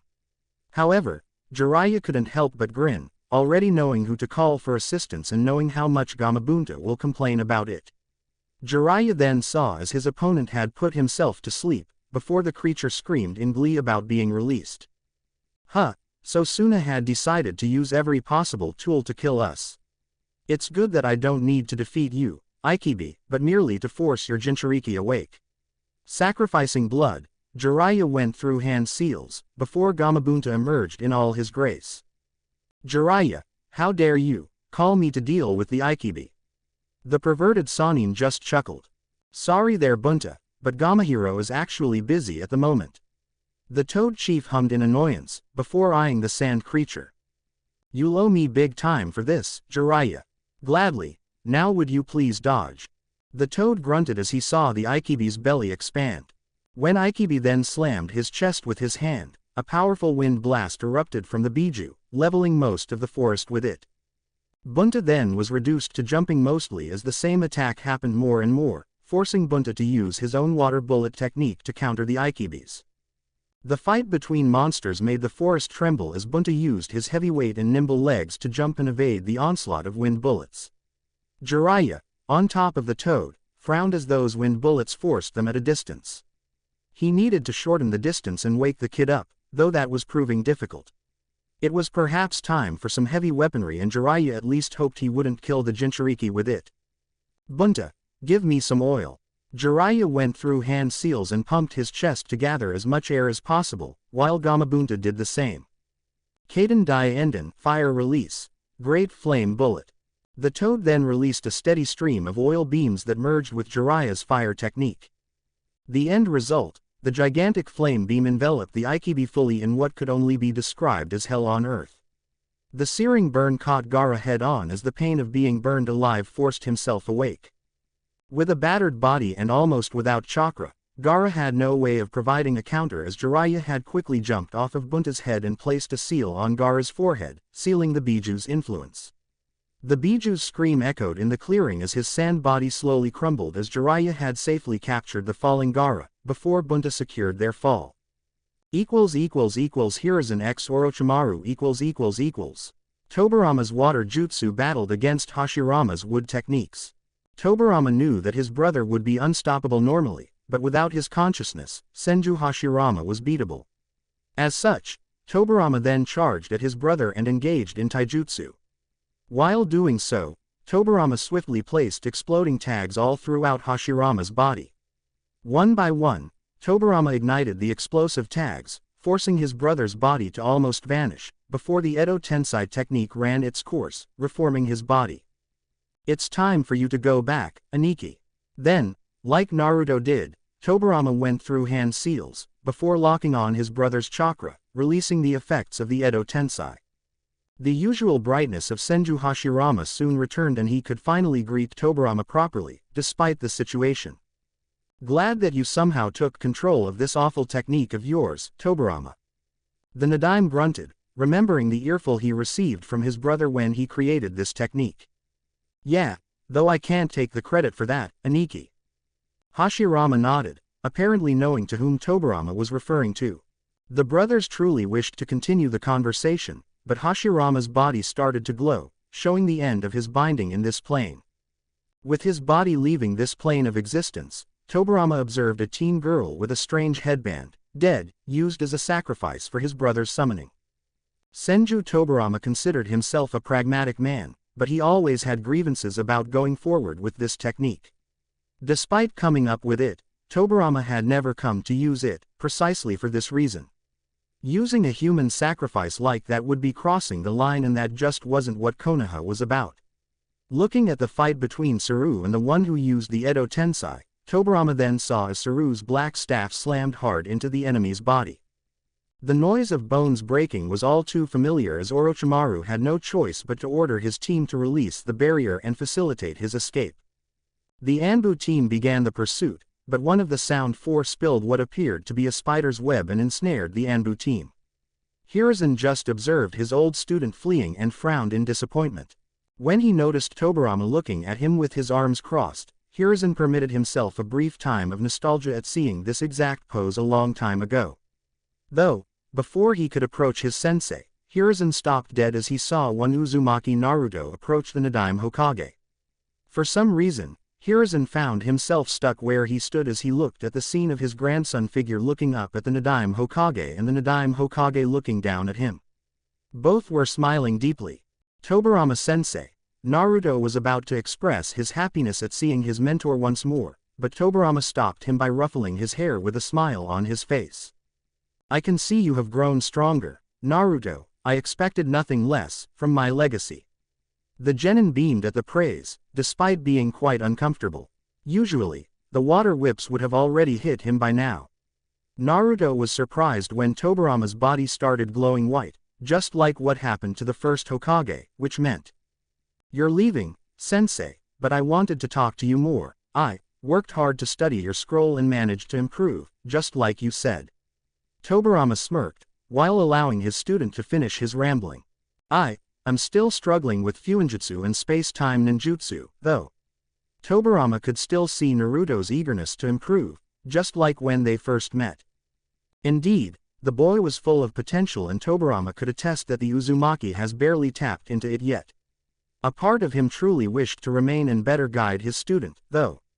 Seeing this potential realized and seeing his accomplishments in the future would be such a thrill to Tobirama, but unfortunately he was on borrowed time right now and it didn't make sense for him to entertain this thought. His student would be perfectly fine by himself and Saru was here to help guide the Nadime's legacy. Yes, those will come with time, I'm sure. Now, unfortunately, my time here has to be cut short, Naruto. Me being here is unnatural as I'm sure you know. Tobirama then saw Naruto's saddened nod and smiled, placing a hand on his shoulder. He saw the tears on Naruto's eyes at having to say goodbye once more. There is no need to shed those tears, my student, so wipe those off, immediately. Despite the heavy words, the tone was light, so Naruto did as commanded by his sensei and looked up once more. Now, I will repeat what I said to you once before I go, my legacy, train hard and commit yourself into learning more and more, but above all else, use those skills I taught you to better protect Konohagakure and its citizens. That needs to be your goal above all else. Still saddened but moved by his sensei's parting words, Naruto then smiled and showed an excited fist to the Nadime. I shall make you proud, sensei, I shall carry on your legacy and do my utmost best to protect Konoha. Tobirama nodded as he allowed his spirit to be released from the body that was used as a sacrifice. Before returning to the land of the dead, he turned to Hiruzen who was being attended by a couple of medic nins and was observing their conversation, transfixed. Saru, I believe it's high time for you to appoint a successor. There is no sense in clinging to the title once you're no longer in your prime. The Hokage chuckled at the advice mixed with heavy criticism as per the usual as he watched the spirit of Tobirama fade and the male genin from sound appear, dead. Hiruzen knew that, without Naruto there to release the Edo Tensei, to which the senior shinobi was still dumbfounded that the blonde shinobi even knew about it, he doubted his chances of survival. Obviously, someone younger than him would be better able to handle what happened. Perhaps, it was high time to focus on finding the Godime Hokage, though right now, Hiruzen had to work over the consequences of Orochimaru's actions and Suna's betrayal. Still, as the clouds moved and the sun graced everyone with its presence, the old man Hokage had thanked the heavens that Konoha had survived through yet another test. Chapter 19 Aftermath. A week after the invasion ended, it was mayhem for the village hidden in the leaves. It was hell indeed for most of the village's forces as they had to deal with the aftermath of the event. As such, the Hokage's administration building staff was in a frenzy, as Chunin left and right were pushing papers, dealing with damage reports and worst of all, accounting for the casualties, both shinobi and civilian-wise. It was especially frustrating to believe that this same time yesterday, no one actually believed that an event of this nature would occur. Certainly, Orochimaru of the Sannin would be capable, sure, but Suna, up to this point, the village hidden in the sand was perhaps the only ally of Konoha out there. The other villages either despised Konoha or tolerated the so-called tree huggers. Suna was the only one who had actually declared them as the village's allies.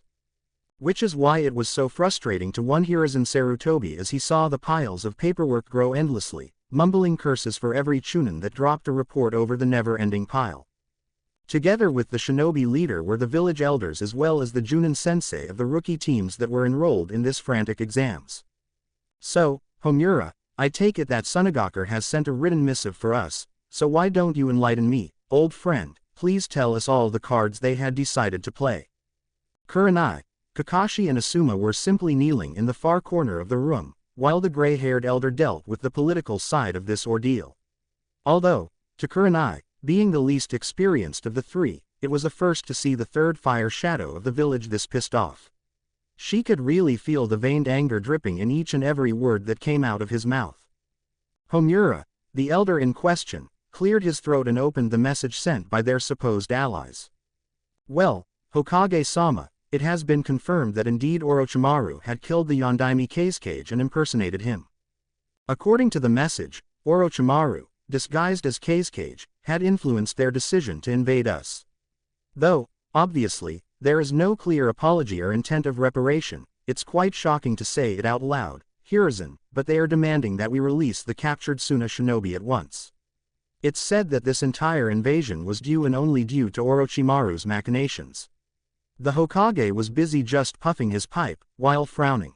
Well, it wasn't a lie per se, as much as it pained Hiruzen. His once favorite student had started all of this and Hiruzen knew enough about how the snake operated. Probably, Orochimaru had infiltrated Suna long before making a move on the cage. From that point on, it was merely child's play for him to work his way and perform his plan with none being the wiser. What shall we do, Hiruzen? Suna must pay dearly for their transgressions. The other elder Kaharu demanded of their leader and the Hokage had actually concurred with her. Reparations shall be placed into effect, Kaharu, of that I have no doubt. The elder woman nodded and Homura as well, though all three knew how thin their path now was. Push too little and Konoha loses its image and prestige, push too much and they risk forcing Suna's hand to send in even more battalions and prolong this pointless debacle. In the end, his advisors knew just how Hiruzen would play this. I'm not inclined to use the hostages as leverage, but Suna must face the repercussions of their actions. The Fire Daimyo has already demanded an explanation from the Wind Daimyo, so Suna shall already receive even less mission requests. Aside from this, despite not explicitly saying in their letter, they knew we do have their Jinchuriki in custody, plus the cage's other two children. Homura and Kaharu nodded in acceptance at Hiruzen's line of thinking. Indeed, leave it to me, Hiruzen, I shall begin the negotiations in earnest. Hiruzen nodded at Homura, nominating him to deal with Suna. Granted, though, please keep me posted on the conversations. The male elder bowed in acceptance and quietly left the room, together with Kaharu. With the elders gone, only the three Junin remained inside the room with Hiruzen. After dealing with Suna, now was time to handle the results of the exams. Despite the invasion occurring, the Chunin exams proceeded as per usual with Naruto clearly being the favorite to win the final match against Gaara, when the invasion started. The three Junin had seen Hiruzen's attention shift towards them, egging them forward to start the subject that pertained to their responsibilities. Not only towards their prospective Genin's display, but regarding the invasion as well. As such, it was expected of them to write reports from both events. Ah, I see. Said reports were at this moment being read by the third Fire Shadow. So, Kakashi, care to explain why you believed it wise to place Naruto in charge of the other Genin? Asuma and Kurenai looked briefly towards the gray-haired Junin, before the man in question explained. The Hokage's tone didn't indicate being displeased with his decision, so it was merely procedure. Hokage-sama, considering his versatile usage of the Kage Bunshin to be at various positions, plus the respect he had from his peers, I had given him an A-ranked mission to guide the other Genins and protect Konoha's most sensitive areas. The original one stayed under our tutelage in the stands and I have to say that he has carried out his directives to the fullest, sir. Most of the nobles and visitors were unharmed and Genin Uzumaki Naruto has even managed to form a well-coordinated duo with Kurenai to deal with most of the sound shinobi, after the visitors and nobles were secured. Hiruzen just hummed as he then turned to Kurenai for her side report. True, Hokage-sama, Genin Uzumaki Naruto worked flawlessly in a teamwork effort with me, where I would capture the sound nin in Genjutsu, while Naruto used both his Shurikenjutsu and Kenjutsu skills to strike the killing blow. Despite the woman appearing formal about the subject, Hiruzen could pick up some hints from her tone. Something amongst the lines of respect and even pride, from the looks of things, though he didn't comment further as he turned to Asuma for his take on the blonde Genin. Above all else, he's a natural. There was no hesitation in his movements, nor it appeared that he was even winded even after the high-level battles he had endured. Hiruzen also had reports from plenty of other Chunin, Junin and even Anbu about one Uzumaki Naruto. It seems his clones have left quite an impression as well, helping the other civilians and guiding them towards the shelters and even protecting the village structures. Not to mention the awestruck revelation about who was actually responsible for his growth. It has been a week since the invasion and Hiruzen was still having trouble coming to terms with what happened.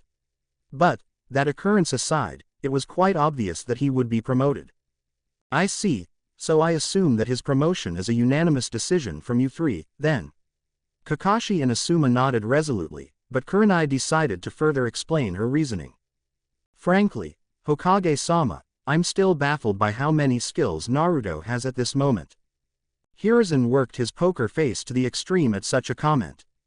Considering who taught the kid, Then Kurenai's frank statement had merit. This may sound far-fetched, but considering the rate of his growth, I wouldn't be surprised if he became Junin material in another 2 years or so. Just like Kakashi and Itachi were at his age. Hiruzen's obvious frown in disapproval was justified, despite Kurenai not backing off her proud statement. Throughout the village history, there were plenty of prodigies who grew up in skill too fast and ended up losing themselves afterward, and Hiruzen didn't want that for Naruto. Duly noted, Kurenai. Young Naruto-kun indeed shows promise, but let's see how he performs in the field as a Chunin. Now, any more genin worthy of the promotion? Hiruzen was looking at the files of Haruno Sakura and Aburame Shino, while Kakashi and Kurenai spoke in their regard. Haruno Sakura has also displayed great growth throughout the exams, and she managed to create a suitable strategy to fend off against her opponent. While her chakra reserves still need improvement, it's safe to say she is ready for the promotion. I'd advise though that she is paired with more experienced shinobi for a while, before she can assume a more leading role. Hiruzen nodded as he studied Sakura's file closely. Kakashi's request wasn't unprecedented, of course. Not all Chunin were natural leader material right after the promotion. As it was mostly peaceful times, there was a learning curve to be followed, and Sakura could further improve her skills, following a more experienced Chunin. Of course, now Kurenai, please talk to me about Shino. Shino is like his father, driven entirely by logic and never loses focus in a mission. He focuses on the small details that make the mission easier, and he's a born tactician as well. Actually, he and Naruto can form a good pair. Kurenai had talked in length with the other Junin about this. Actually, Shino would only replace Shikamaru in a Chunin-level mission. The Aburame's bugs would aid Naruto's sensor skills in a tracking mission and would also assist Naruto in fighting against enemies, with Shino's bugs taking advantage of the enemy focusing on Naruto and subtly drain the enemy's chakra in the meantime. Hiruzen acknowledged the duo and made a side note to test them as soon as possible. Well, at least, this exam was fruitful, with one rookie genin from each team getting the promotion, which is one blessing these old bones could take out from the tragedy that has befallen us. After all, the leaf shall burn bright in the end, with the next generation showing its will of fire. For now, despite them being promoted, for the remainder of this year, they shall still take missions with their genin teams. But, I also shall place them in C to B ranked missions from time to time. Please relay the news for them that the promotion ceremony shall occur by this same time tomorrow. Dismissed. The Junins easily noticed the emptiness of Hiruzen's words. But, then, again, neither of them knew precisely what was going on in the Hokage's mind at this moment. The turmoil of so many events happened at once, the weight of the losses sustained bearing down on his shoulders, the fact that all of this happened because of his own students' actions, but there was one more crucial aspect that weighed on Hiruzen's consciousness. As such, Hiruzen barely noticed when the three Junins bowed and quickly left in a shunshin to relay the news to their genin in person, leaving Hiruzen alone, or at least he wished to be. Oh come on, sensei, please stop moping, it's not like you could have prevented any of this from happening. The third fire shadow puffed continuously on his pipe, wishing that his other student would leave him alone for the moment. Jiraiya, I don't have time for your shenanigans right now. Leave me be. As if on cue, the perverted Sannin shifted from his favorite spot by the office's far window. Jiraiya knew how the leader felt in the aftermath of this invasion. It was the same thing that happened in the Great Ninja World Wars.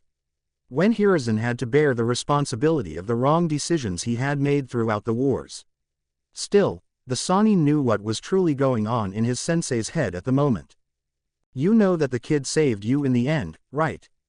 Is this what you're feeling right now? You truly thought that you'd die for the village and then you were saved. Jiraiya actually swallowed nervously when he heard the snarl from Hiruzen's throat. This was the first time that he had seen his sensei lose the usual decorum and vent. To sacrifice yourself for the good of the village, Jiraiya, is the highest honor for a Hokage. Besides me, all previous Kages had done so. Breathing a little more easily now, Hiruzen still continued. It was true that Naruto-kun had saved me by releasing Tobirama-sama from Orochimaru's Edo Tensei. But, Hiruzen then closed his eyes and took a deep breath, before resuming. I'm tired, Jiraiya, I don't know how long I can carry this out anymore. One thing before sensei left, He said that I needed to appoint a successor at once and I agree. Jiraiya then frowned once Hiruzen's questioning eyes were aimed at him. Oh, don't look at me, sensei, I'm not Hokage material. Hiruzen couldn't help but chuckle, but it lacked any humor. I know, as good a Hokage as I know you'd be, I know that you'd dread taking the position. A Hokage must let go of his own life in favor of the village's welfare, after all. Plus, I can't sacrifice your spy network. Jiraiya right now saw his sensei carrying the weight of the world right now in his somber expression. I must appoint someone, and the list is quite short. That was an understatement, as Jiraiya knew that only 2 names would have met Hiruzen's criteria and one was rather young at the moment. You're thinking about her, aren't you? Hiruzen nodded, this time some life coming back in his eyes at his student's quick thinking. Indeed, though I still have to see how to broach the subject.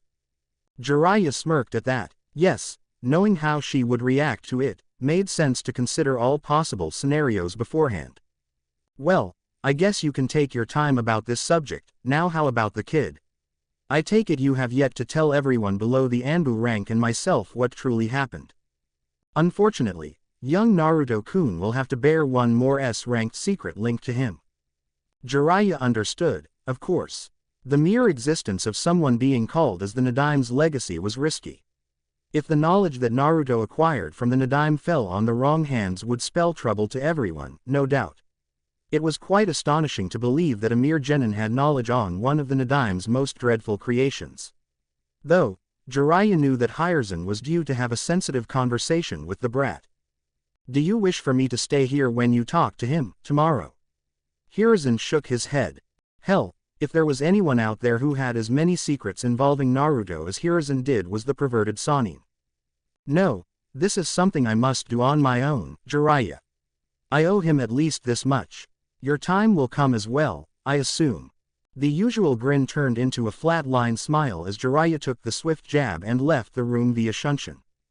The reaction was warranted, of course, but Hiruzen truly wanted to be alone at this point. Next day .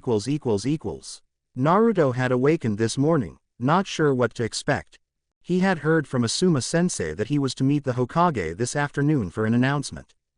The Junin was rather cryptic about the reason for such a hearing with the third fire shadow and Naruto started wondering what the old man wanted with him, of all people.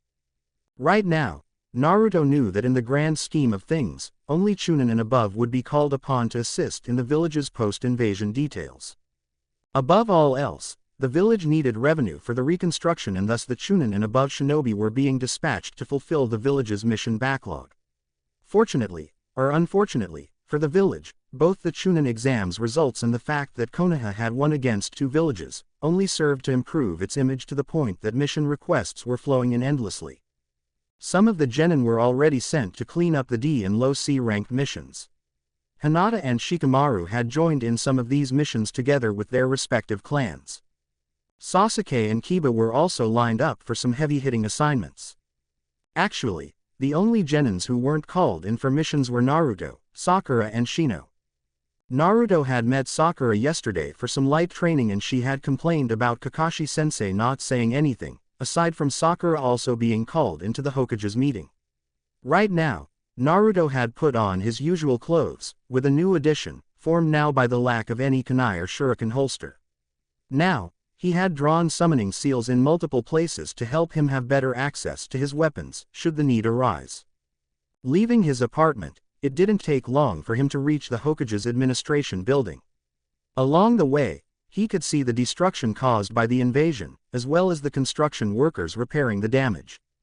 When he got inside, Naruto was surprised to see Asuma there waiting for him. Asuma-sensei, what are you doing here? Am I in trouble? The bearded Junin was about to greet his strongest student for the day, when he sweat dropped at the excessive worry in Naruto's face.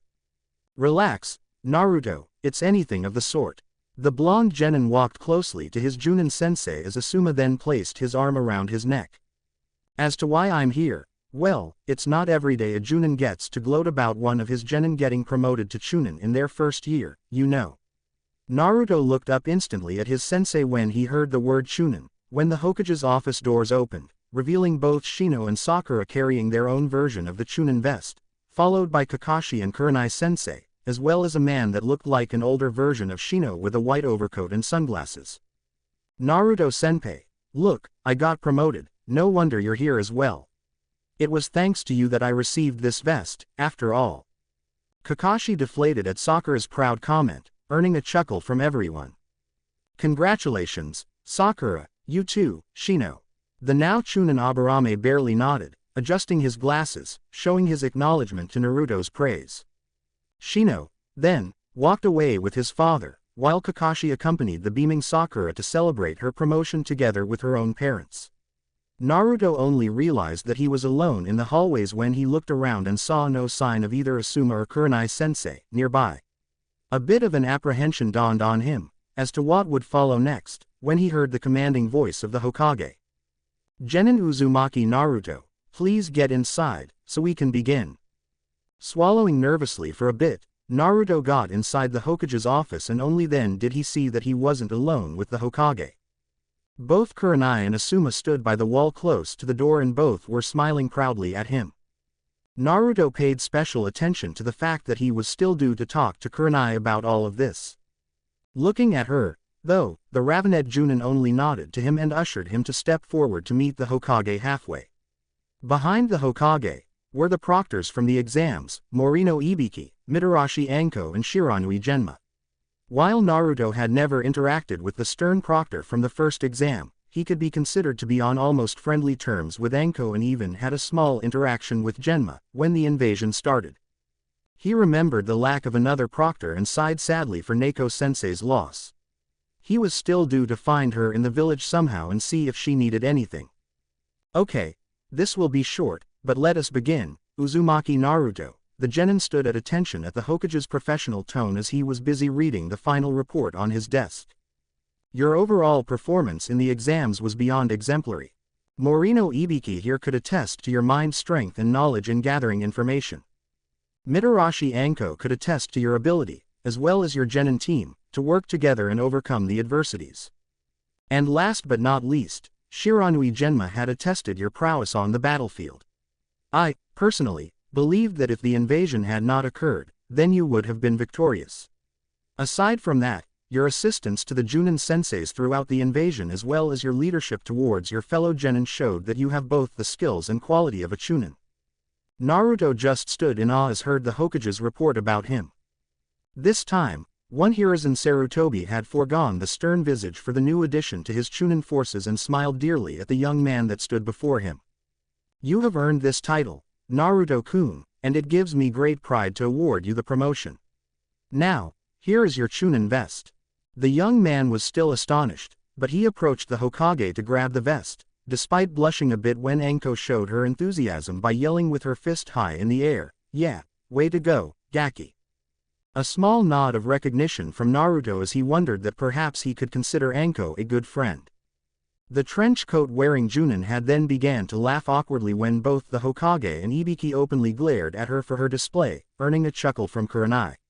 Naruto, then, tries the vest on, adjusting the size, before bowing to the Hokage. The act of respect came as a surprise to the aged leader, but he shrugged it off and only smiled.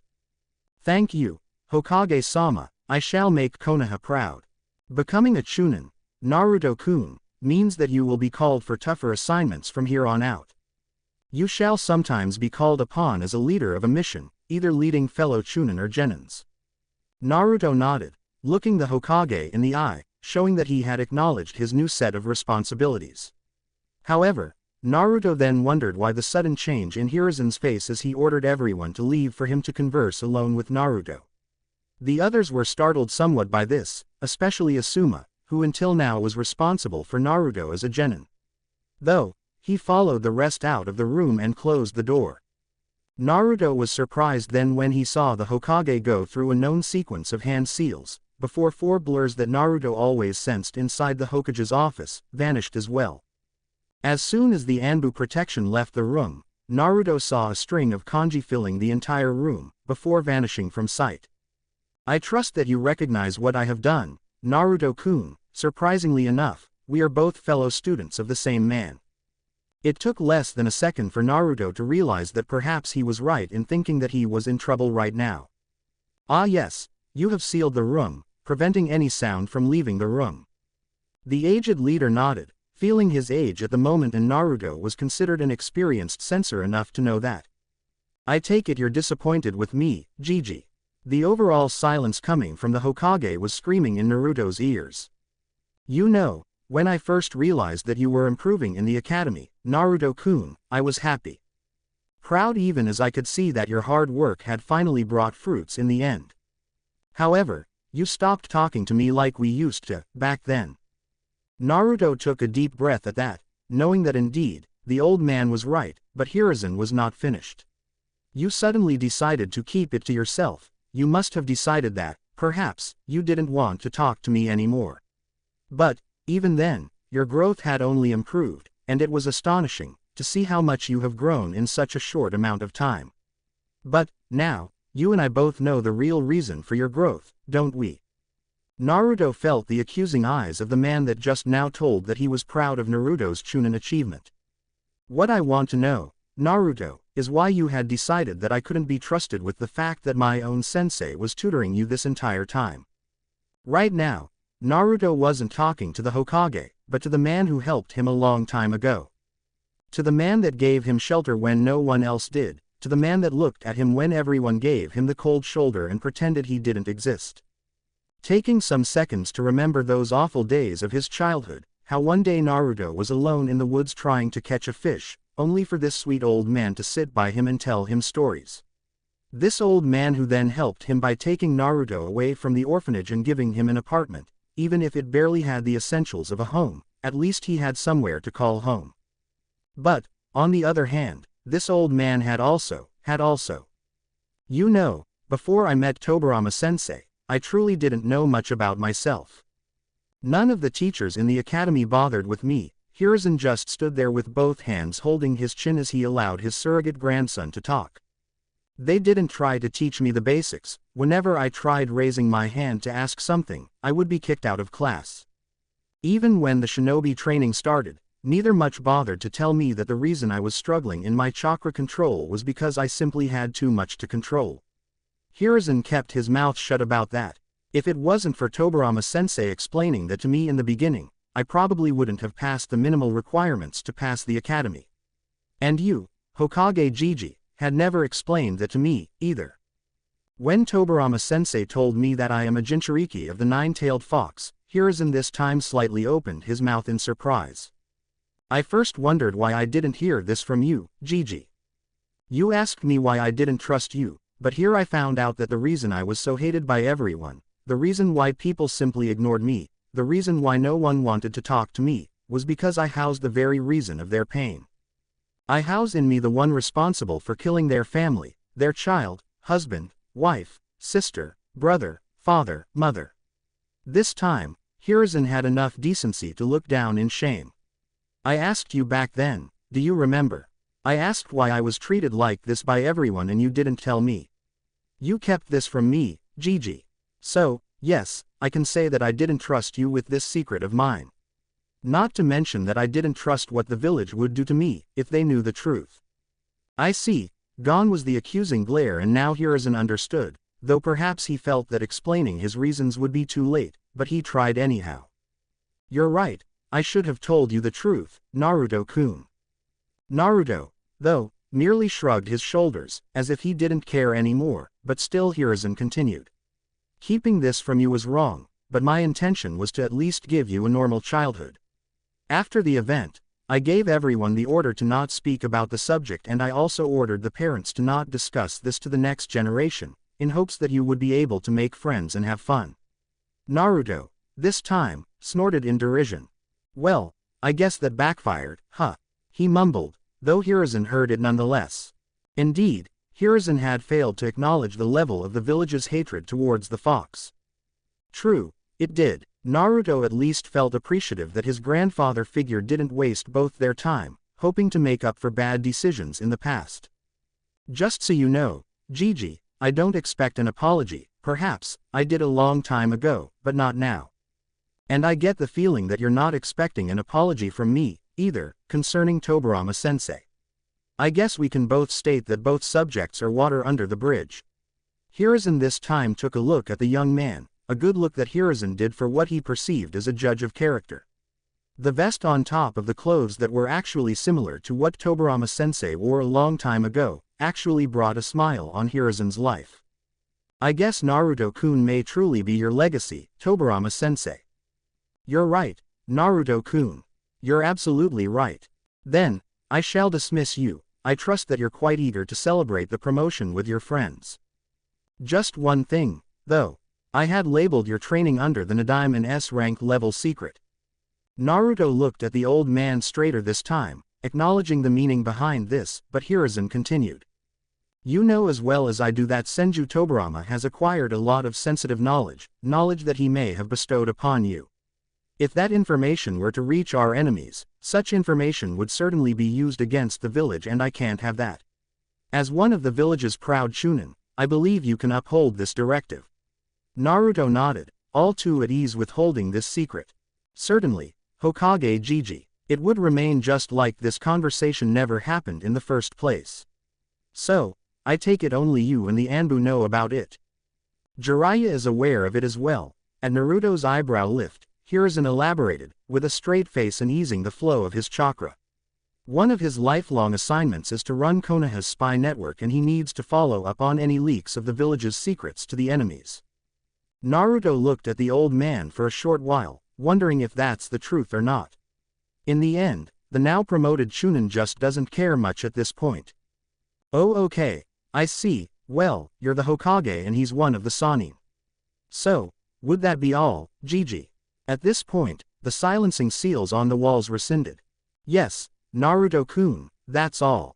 Hiruzen just observed the fine young man Naruto has become as he turned his back on the Hokage and walked away. Despite the talk, Hiruzen wasn't sure if he would ever recover Naruto's trust. Not to mention that he still felt a bad taste in his mouth for once again having to lie to this grandson figure, hoping beyond hope that he wouldn't have to bear the responsibility for telling him in the future. With Kurenai . As soon as Naruto stepped outside the Hokage's administration building, he looked around and saw nothing out of the ordinary. The imagery was practically the same as when he got inside the building earlier. There was destruction in some of the buildings, and also the workers were seen repairing it. Also, a few villagers were seen passing by, with children playing amongst themselves. However, there was something itching in his brain, as if something was direly amiss in this whole scenario. The now promoted Chunin quickly manipulated his chakra and smiled, before quickly disrupting the flow. You're still taking too long to recognize my genjutsu, Naruto-kun. The imagery of Kurenai appeared by his side with her arms crossed and a smile on her face. Well, it's not like I expected to keep my senses high inside the village, but I did take more or less 5 seconds to disrupt upon leaving the building. The Ravenet sensei just shook her head amusingly at that. You're a Chunin now, you're not allowed to use that excuse anymore, and I would need only 1 second to slice your throat. Despite everything, Naruto didn't feel anger coming from her, just plain amusement. That's true, I guess I'll have to be on the lookout from now on. Can't have you sneaking up on me, huh? Kurenai, then, placed a comfortable hand on her waist in response. Precisely. Now, do you have any plans on celebrating your promotion? None, actually. I don't know where Asuma-sensei is, and Shika is on a mission, since yesterday. Plus, I don't know if Hinata-chan is back from hers, yet. Sakura must be with her team, celebrating her own promotion. Kurenai smiled at that. Oh, Hinata-chan arrived just this morning. She and Yakumo are at home and both are dying to get the chance to congratulate you on your promotion, if you want to join us. I also believe that Anko will be there as well, though I believe she is more interested in mooching whatever it is in my fridge. Naruto laughed and nodded at the invite. Sounds good. Next day . On the next day, the Hokage held a special event to honor the lives of the shinobi and kunoichi who died protecting the village from the invasion. As he made the small speech in consideration for the lives lost, Hiruzen felt every bit of his age, especially knowing that these lives lost were due to one person and one person only, the one that he failed to stop, many years ago. As he was saying the words, he felt empty. As if he was looking down upon him and wondering who this person was. In a ninja war or in a mission, casualties are unavoidable, it was an occupational hazard. But this event was nothing of the sort. It has occurred because of the whims of someone whose reason relied solely on wishing to see things in motion, in the snake's own words. A part of Hiruzen was still having trouble accepting that such a reason was valid. However, it sure came as automatic when he announced the words, as the skies wept for the victims of this tragedy. As such, let us all pray for those who sacrificed their lives for the good of the village, for the will of fire burns brightly in them and in all of us. Buildings and walls may crumble, but as long as we look out for our loved ones, the village hidden in the leaves' flame will burn stronger than ever. The Hokage stood in front of the pictures of the shinobi and kunoichi who perished in the invasion. Beside him were the elder counselors Homura and Kaharu. And besides them were rows and rows of shinobi and kunoichi, wearing black outfits in mourning. At the memorial stone . One person, though, stood far away from the ceremony, holding a bouquet of flowers. A solemn Azuki Yugo walked slowly towards the monument made in honor of the shinobi and kunoichi who were killed in the line of duty in the past. Her eyes had simply lacked any form of spark right now, as taking vengeance on some sound and even some Suna Junin could hardly count to appease her broken heart. As she heard the gongs echoing in the distance, at the event made by the Hokage, Yugo kneeled close to the monument and laid down the flowers, before praying for her deceased fiancé. Words alone couldn't begin to describe the love she had for Hayate and the unfathomable pain in her chest, but all she could right now was to wish that wherever he was right now, that he was at peace. It was at this moment that Naruto approached, having sensed the presence of his sensei nearby. While he had never seen her without the Anbu outfit, his sensor skills allowed him to know where she was. When she got up and realized that she wasn't alone, she sighed in dismay, though her eyes remained the same as she still faced the monument. "You shouldn't try to see me without my mask, Naruto-kun." Right now, Naruto's chest ached as he saw the turmoil that still marked her chakra, now that he knew the reason why. "I'm sorry, Neko-sensei. I sensed you nearby and I wished to see how you were doing." The minute those words left his mouth, Naruto felt like slapping his forehead for such insensitivity. Stupid, how do you think she's feeling? She had just lost the one she loved. Yugo, however, decided to turn and show her face to her student. Worrying about him finding out her identity was actually the least of what was in her mind right now. "You shouldn't have bothered coming here, it's not like you have any obligation to try and comfort me." Naruto flinched, but still approached his sensei. "I know that you had helped out as a favor to Kurenai-sensei, but I don't know, I truly valued your help, back then. I know I can't do much, but at least I wanted to come here and express my condolences for your loss." For a moment, Yugo just kept looking at him, or rather at his feet, and Naruto understood that perhaps she didn't want to talk much about it. Yugo, for her part, in fact didn't, and for as much as she wanted to throw all caution to the wind and berate him for his attempts, she just couldn't. "I appreciate it, Naruto-kun." Yugo even showed a slightly less dejected visage when she realized that she was not looking at her genin student anymore, but at a recently promoted chunin instead. "I heard that Hokage-sama has promoted you, congratulations." Naruto looked surprised for a moment, but nodded in appreciation. "Oh yeah, well, it was thanks to your help as well as everyone else's." Yugo this time managed a small subtle smile at that. "For some reason, I doubt that you needed much help to begin with, but I appreciate it." The woman then turned briefly to the memorial stone and then towards her student. Hayate had died, protecting the village. And she above all else wanted to honor her dead fiancé, by perhaps passing along his techniques to the next generation. So, after surprising Naruto with her arm around his neck, a walking Yugo simply stated, "Naruto-kun." As they walked, the student looked closely to Yugo's narrowed eyebrows as he suddenly wondered about the sudden shift in demeanor. "I may have helped you back then as a favor to Kurenai-chan, but as of today onward, we shall continue your training on a permanent basis." Naruto just kept looking questioningly at the woman, who wasn't even looking back at him. She was just looking ahead, suddenly feeling much more at ease, knowing that she had found a purpose once more in life. A purpose to make sure that the Gecko clan's techniques will live on. To make sure that Hayate-kun will live on, even if through Naruto's sword. Chapter 20 Life as a Chunin. The negotiations with Tsunagakure occurred smoothly, after it became known that Orochimaru was the true conspirator. All the hostages were immediately released in exchange for due monetary compensation for the destruction. Also, Tsunagakure was restricted from taking any missions in Fire Country for at least 2 years. The terms were harsh, since part of the reason that Suna went to war in the first place was because of the lack of revenue. However, their hands were tied in the end. If they didn't collaborate, then the Wind Daimyo would be within his rights to even disband the hidden village entirely, taking his businesses elsewhere. The Kazecage's children were a special item used by Homura to negotiate even further monetary compensation. Of course, Hiruzen was firmly against it in the beginning, but caved in the end. It's not like he would lose any sleep over the subject. 2 months had passed since Naruto's promotion and things got hectic from here onward. Training, missions, and rarely did he ever have some time for himself nowadays. If right after the invasion he was complaining that he wasn't getting called for assignments, now he was itching for some time off. As it happened, because Tsunagakure's missions were reduced, Konoha has more than quadrupled and the Chunin and above shinobi were working non-stop to lower the mission request pile. As such, the newly promoted Chunin Uzumaki Naruto got called plenty of times. Missions with his teammates, following Asuma Sensei's directives to the letter in terms of leadership. Missions with Kurenai Sensei, either alone with her or with her team now full with Yakumo in Shino's place. Even missions when Naruto was nominated leader, either with fellow Chunin or his genin peers.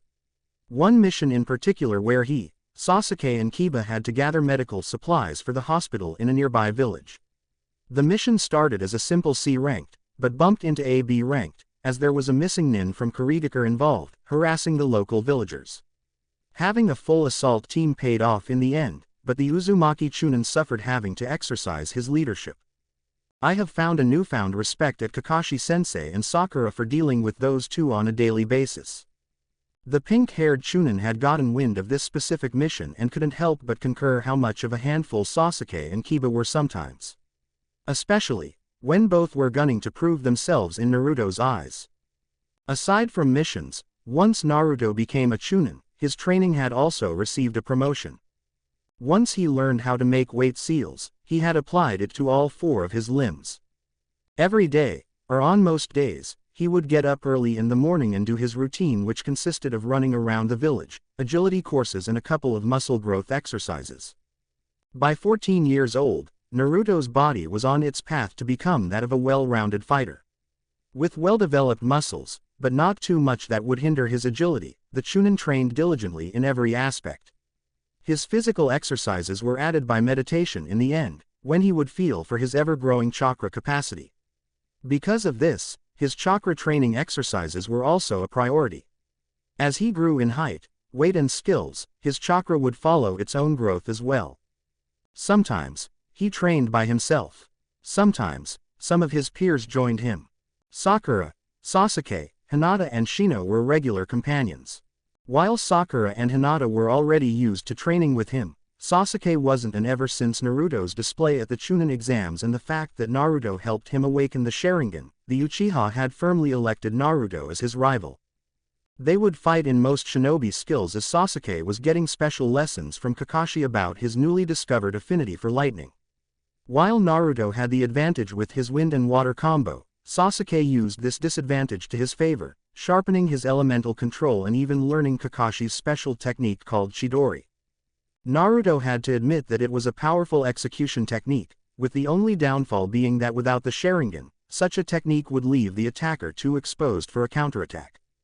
His ninjutsu repertoire would never be as extensive as Kakashi's, for as the Nadaime constantly drilled in his head that mastering a short list of techniques from each element is always better than simply being adequate at a lot. The Suiden Suiryuden water release, water dragon technique and the Suiden Daibikufu water release, great waterfall technique were the techniques Kakashi used against Zabuza.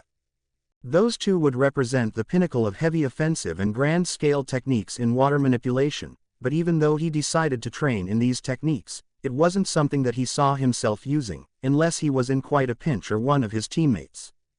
The Fuden Kazakiri wind release, wind cutter technique, on the other hand, was much more subtle and much more efficient as an offensive jutsu.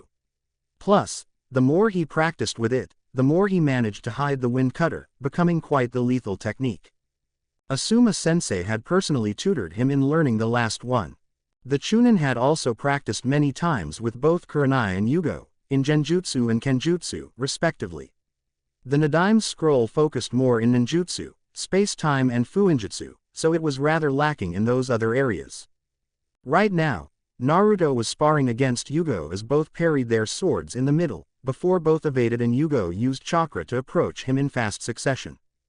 Naruto blinked once and his sword sensei immediately appeared by his side, threatening to carve a hole in his stomach.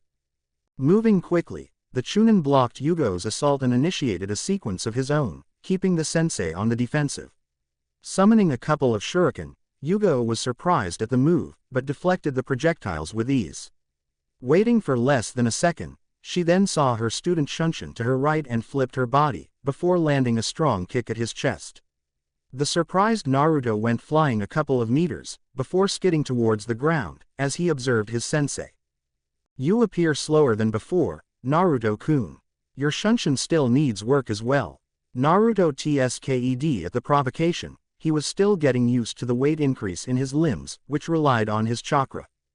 Maintaining the seals activated as well as focusing on other tasks such as the Shunshin made its toll on his body. Still, Naruto merely nodded and vanished once more in a Shunshin as he this time coursed chakra to his limbs as well. The metal noise of a sword parrying a sword made Yugo's eyebrow lift slightly and her grip on her sword tightened as she supposed that her student had now taken things seriously. "Much better. Now, you'll have to keep this up for at least an hour." Naruto didn't complain. He never did. Training was far too enjoyable to waste time complaining.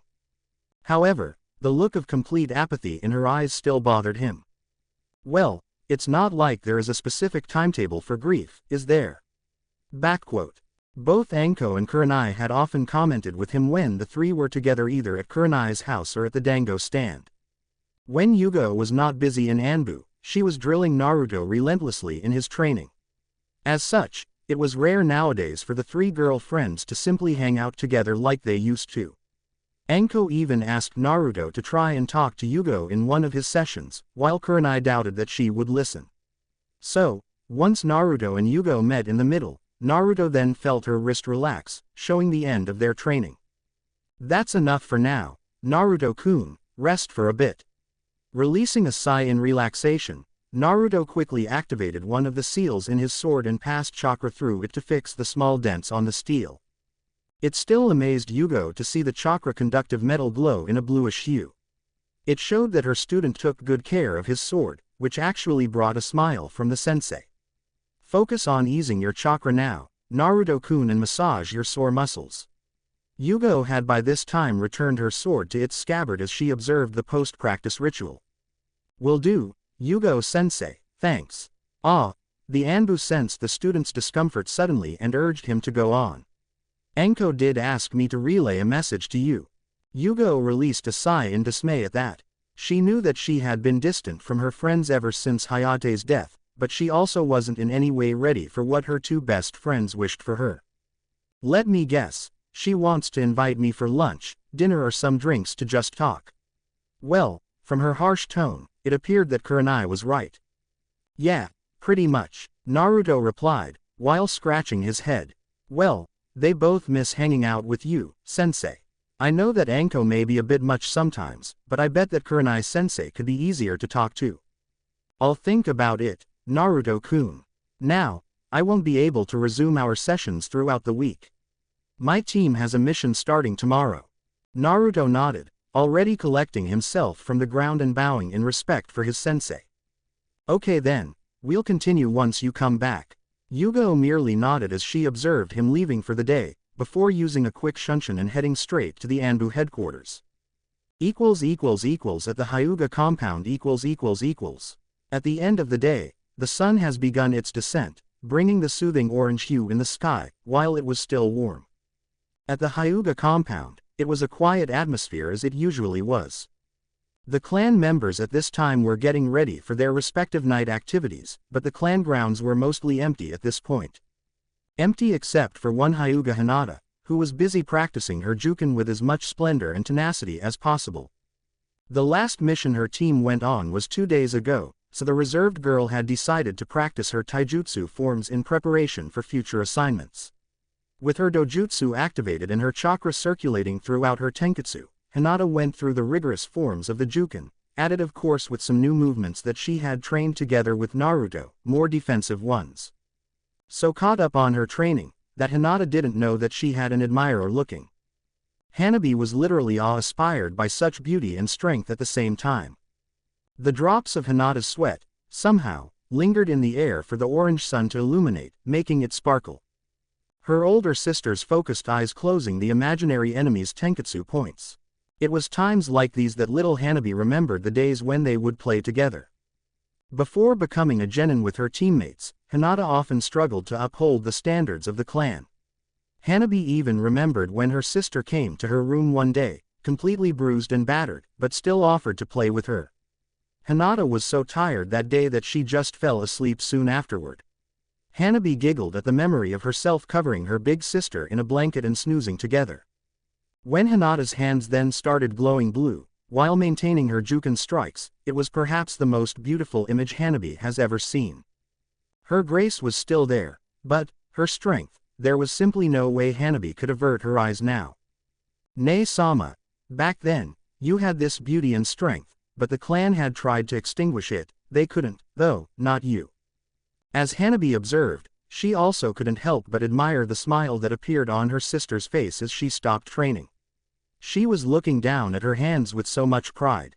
The elder sister, for her chance, wiped the sweat off her forehead and turned to walk back to her house when she saw Neji there, crossing his arms. Neji, as per usual, just stood there, looking at her in scrutiny, and before Hinata would eventually cower under such a stare, but right now, she just stood there, waiting for him to speak. Is there anything you wish to talk about? Neji, for his part, remembered the fight they had at the preliminaries and how close the match was. Then, with a relaxed smile, to which Hinata caught on, Neji walked past her and then turned to face her with a Juken position. Having a sparring partner helps us improve, Hinata-sama, so, allow me to be yours. Hinata at first wondered about the time, since she was supposed to meet with Yakumo-chan shortly to hang out with her, but this was the first time that her cousin had openly taken an interest in training with her. Certainly her friend wouldn't mind if she was a couple minutes late. Hi, Neji-nisan, let's go.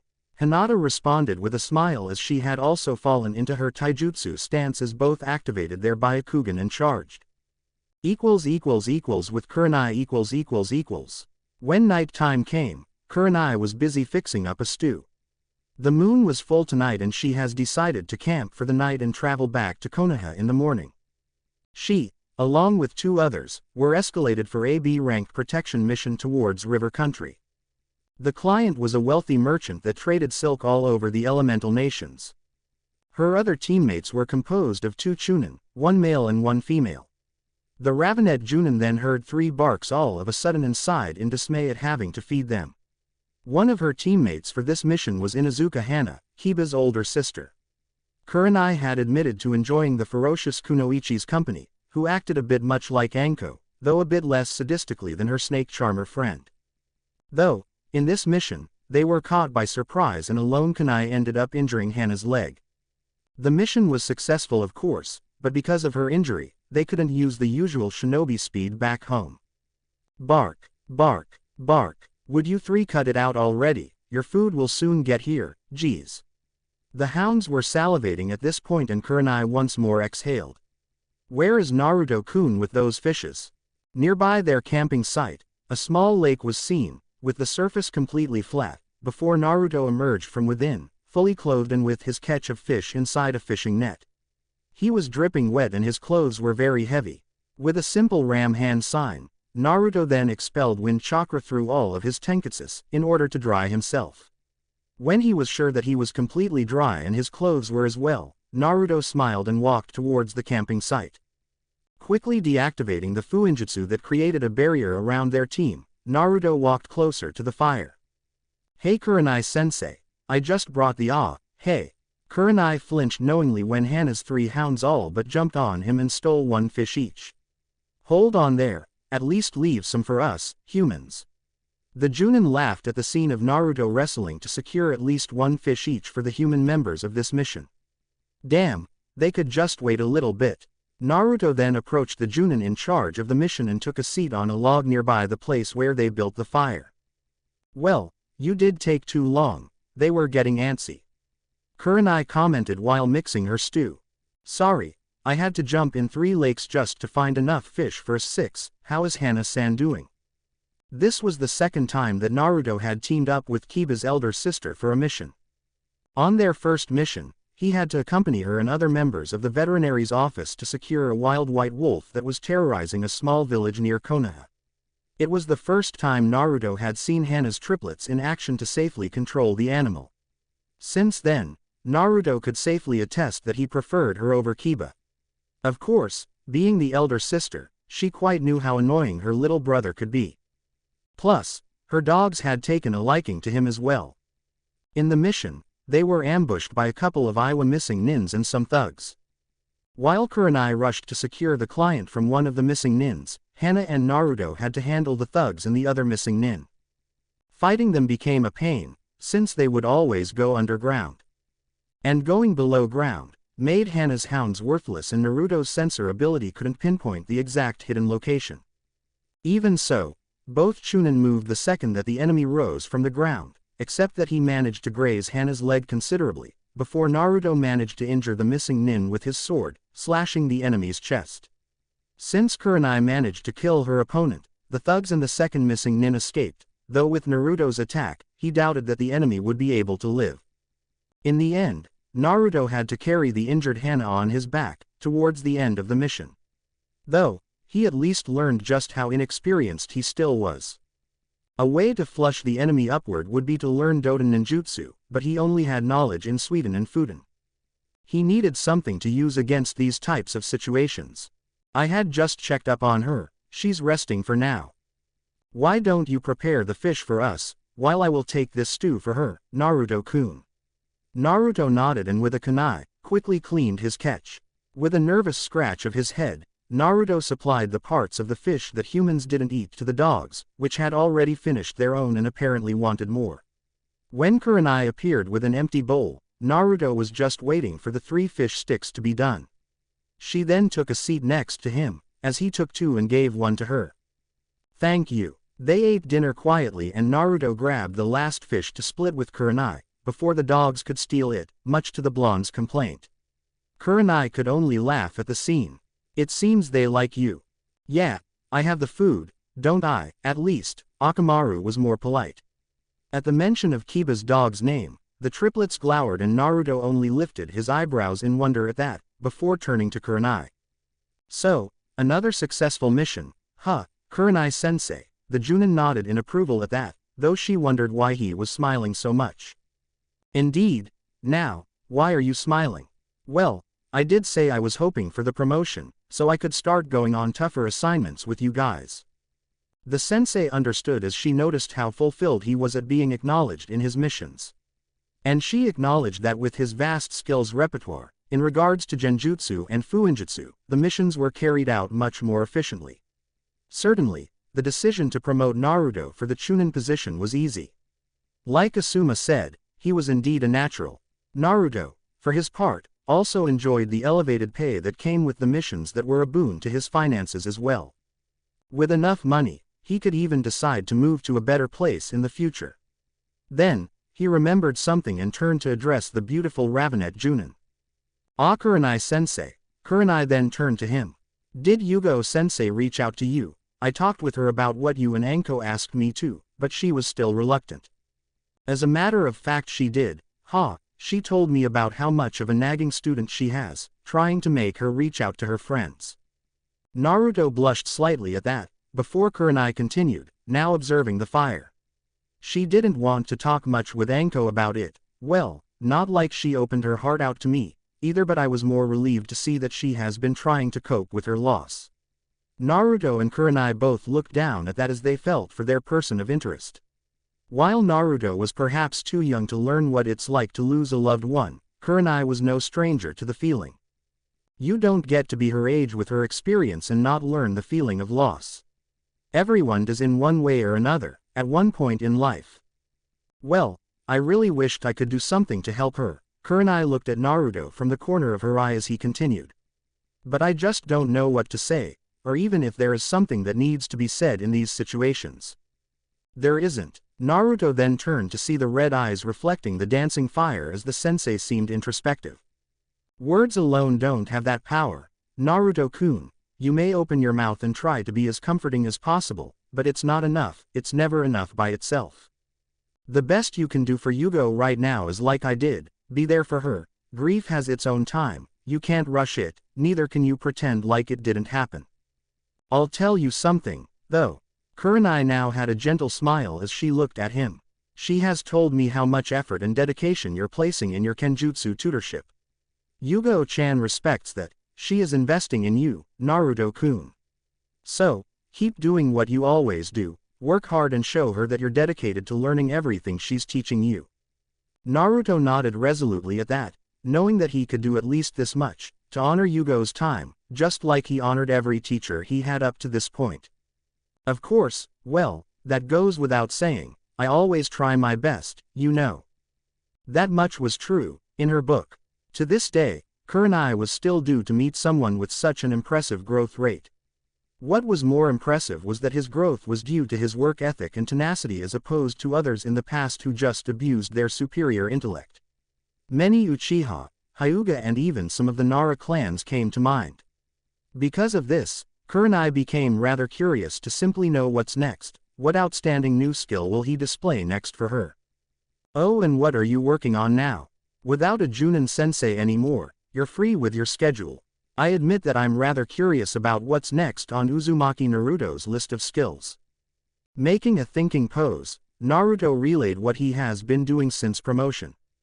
Well, nothing much. Yugo-sensei has been drilling me in Kenjutsu and its training demands a lot of physical exercises as well. So, I came up with a morning routine for physical training as well as chakra control exercises. The woman just placed her right hand under the right side of her face and crossed the other arm as she heard him relate his work ethic for her to marvel at. Still, she had noticed a pattern in his explanation. She knew about some side projects of his as he came to call them.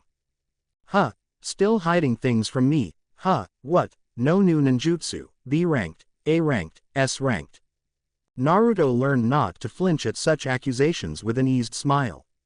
Perhaps, he would talk to her freely in the future, but for now.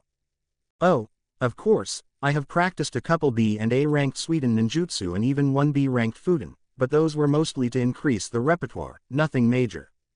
Right, A ranked, nothing major. Naruto laughed at her snort in derision. Well, it's getting late, Naruto-kun, so let's. Kurenai was about to get up from the log and retire for the night, when Naruto stopped her. Ah, if it's possible, I'd like to ask you something. Kurenai nodded and returned to her seat. Back when you were saying about Yugo-sensei and grief, for a moment there, you were lost in thought. The moment he opened his mouth, the eyes returned and Naruto saw it, when he asked. I'm sorry if it's something you don't wish to talk about, but, well, you know about my life, but so far, I know almost nothing about yours. It seems a bit selfish on my part. Kurenai then fixed her hair behind her ear and turned to him. In terms of training and counseling for him and the others, she was always open to talk to, but right now, Naruto could see how tense and closed she became at his mere question. He felt some apprehension to perhaps ask something that would risk losing their bond, but he really wanted to know about her. Well, what do you wish to know? Naruto just took a couple of seconds, forming the words in his mind, so a dead silence ensued for some seconds, with only the burning wood making its usual noise. Is there a Yuhi clan? I mean, do you have a family? No. Naruto looked at the fast response as Kurenai seemed to be in another world right now. At least, not anymore. I was an only child. My mother died when I was very young and my father died, fending against the Kyuubi. The image of herself is only a genin trying to argue with her father, only for the man to trap them in a barrier so that her generation could not assist in the fight against the monster. Kurenai was so engrossed in her own world that she didn't realize the effect her revelation had on Naruto. Not another one, please, not her as well. The dread he felt suddenly at the notion that the very creature he housed was responsible for her father's demise. If possible, it was like Naruto just housed the man's soul inside of him, haunting him, weighing him down. He felt like a ton of bricks was on his shoulder right now and his shoulder trembled. "I'm sorry." Kurenai had woken up from her own world in surprise at the pained gasp from him. Naruto-kun. She was surprised and scared at the notion. No, he couldn't be taking responsibility for this, could he? "I'm sorry that you have lost your father because of me." Kurenai now regretted telling him that, as she held his shoulder firmly. "You have nothing to apologize for, Naruto-kun." However, his constricted expression told her otherwise. "No, I know that the fox's doing was its own doing, but it hurts." Kurenai now looked at him with even more worry. "It hurts to know that the very being responsible for the death of your father is inside of me. I'm responsi." Whatever Naruto meant to say, he couldn't as Kurenai suddenly embraced him. He could feel her chin on his shoulder, he could feel her tender arms around his neck, but most of all, he could feel her tears. Kurenai's tears were for her father, for as she loved him more than anything. However, her tears were also because of the pain that Naruto must be feeling right now, carrying this burden, not only for her, but for everyone who lost a loved one's life because of the Kyuubi. "Stop, Naruto-kun, please, you don't have to bear responsibility, not for me, not for anyone whose life was altered by the fox." A little sob escaped as she concluded. "You were just born that day for heaven's sake." But, as Kurenai released the hug, they looked at each other's eyes and Kurenai could see the tears fall from his eyes as well. "No buts, enough, already." She caressed his cheeks and cleaned the tears from his deep ocean cerulean eyes with a smile. "My father died protecting the village, Naruto-kun. That's the memory I have from him, my utmost memory of him." The Chunin wiped the tears from his eyes as he then listened to Kurenai talking about her father with such respect. "My father loved Konoha more than anything. He was a firm believer in the will of fire preached by Sandaime-sama, and above all else he always believed that the current generation should learn to pass on the will of fire to the next. He is the sole reason I love tutoring so much. To see the next generation grow and carry on the legacy." The way Kurenai described it made Naruto remember the Nadaime Hokage and his last words of wisdom before being released from Orochimaru's Edo Tensei. He must have been a man of valor, then. Kurenai smiled and looked up at the bright moon as the fond memories of her father resurfaced. "That he was, indeed. And let me tell you something." Naruto then looked at her, being mesmerized and transfixed by the sight of her eyes looking at the moon up in the sky. "My father would have loved taking you under his wing. I really would have liked meeting him." The Junin just nodded with a fond smile, while looking up above, wondering if her father was looking down upon her. Then, both just stood there, observing the skies, before Kurenai went inside Hana's tent and Naruto resumed his guarding duties. The seals he had placed around the camp would alert him to any possible threats. Later into the night, Kurenai had woken up and relieved Naruto to get some rest, before they returned to Konoha, carrying the wounded Hana. With the Hokage . On the next day, Hiruzen Sarutobi resumed his workload as usual. Reports were flooding in with mission reports, inter-village communications and overall negotiations regarding the village's ongoing repairs after the war. However, one subject now was many times more important. His successor. After his conversation with the Nadaime, Hiruzen had thought of 2 possible names for him to choose. Well, it was 3, but Jiraiya would never take the job, so Hiruzen was down to 2. Hitaki Kakashi was a well-suited candidate, for sure. He had the respect of all of the Junin and even the Anbu. In terms of age, Kakashi was at the same age as the Yondaime when he was appointed, so age wasn't the issue. However, there was something that still kept Hiruzen from fully nominating Tsukumo's son for the position. Hiruzen still remembered talking to the Yondaime about what they could do to ease the pain of Kakashi's sorrows after everything that happened in his life. However, even after all this time, the aged leader still wasn't sure that the Scarecrow Junin had surpassed his traumas. Hell, it's not like she surpassed her own trauma as well. Hiruzen's second name was none other than his 3rd student, Senju Tsunade. Hashirama-sama's granddaughter and one of the heroes of the Great Ninja Wars, she had everything going for her to be appointed as the Godime Hokage. Her set of trauma lay in her losing her little brother and her fiancé because of the war. Ever since then, she has been roaming throughout the elemental nations adrift, trying to make sense of her life. Still, in between Tsunade and Kakashi, Hiruzen was certain of his choice. Kakashi was already Hokage material, but he needed more time and more experience to overcome. Now, he would have to count on Tsunade's teammate to first convince her to come back to Konoha, which was a mountainous hill to climb in itself. An Anbu then morphed inside his office. Hokage-sama, we haven't found traces of Jiraiya-sama anywhere, sir. Hiruzen had just nodded at his Anbu personnel. Jiraiya had ways of knowing when the Hokage needed to speak with him. It's okay Tora, knowing him, he's going to arrive shortly, dismissed. The Anbu then left the room, as soon as another smoke cloud erupted and Hiruzen observed the irritated expression of his wayward student. What the hell, sensei, I was busy.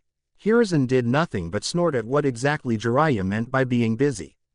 I do apologize for keeping you away from this village's brothels, Jiraiya. However, by the easy smirk on his face, Hiruzen was everything but apologetic. The time has come for us to seek her. Oh, so you finally decided. And you wish me to find her and bring her back, I take it. Hiruzen nodded. If I were to send anyone else, it wouldn't be as effective, not to mention that right now, only you and I know her best. I would gladly go myself, but I can't, so that leaves you. Jiraiya laughed at that. It would have been an amusing scene of Tsunade being scolded by Hiruzen and being brought in by force. Still, he always kept tabs on her general location through his spy network. It would be fun to see her once again. Still, Jiraiya wanted to take this opportunity and take care of something important.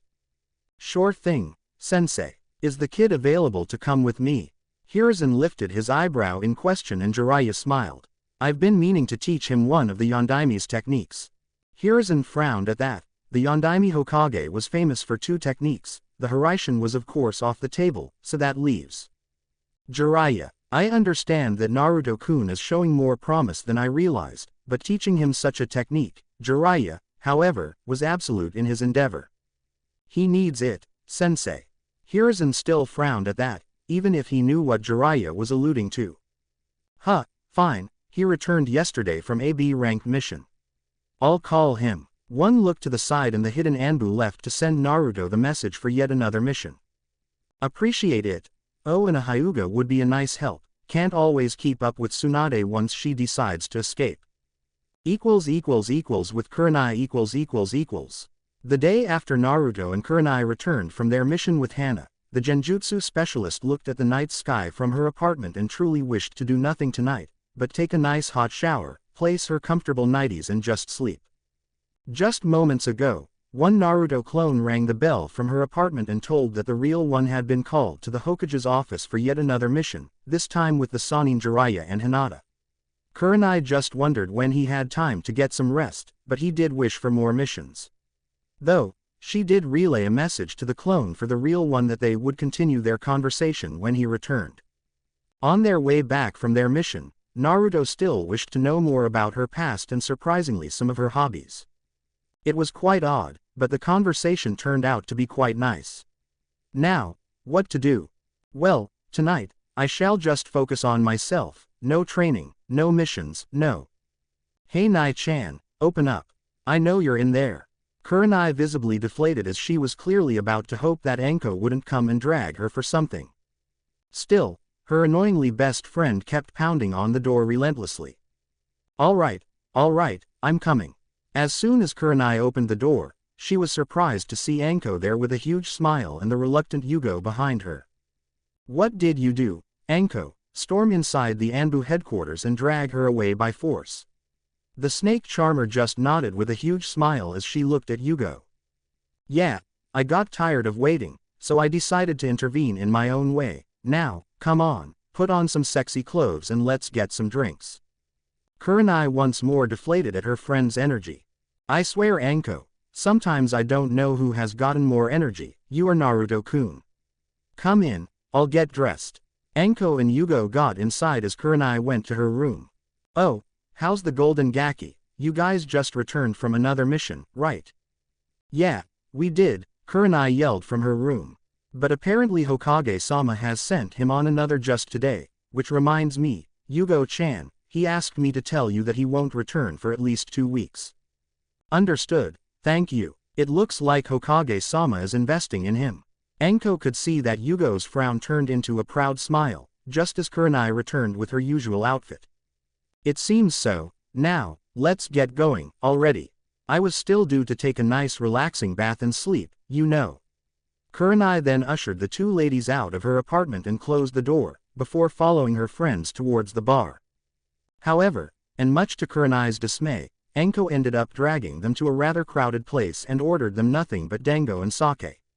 Before long, the snake Junin had abandoned them on their own, going Kami knows where with Kami knows who, leaving Kurenai alone with the slightly drunk Yugo next to her. I'm sorry Yugo-chan, but well, you know how she is. There are times when Enko's approach made more sense, but Yugo's wounds were still fresh for that sort of approach. It's okay. It's not like I have anyone waiting for me at home. Kurenai, the genjutsu user, nodded in sympathy, as the 2 ignored the excessive noise and even a couple of guys who tried their luck in asking them out. In fact, could we leave, and I don't know, take a walk somewhere, otherwise the next imbecile who dares to approach me will have his balls sliced in half. Kurenai's sweat dropped as she dully imagined the woman taking her sword and doing just that before the aforementioned male realized what happened. Let's go. I trust that Enko can pay for this one, not like we had much to begin with. Yugo nodded and both women relaxed upon escaping from that awful establishment.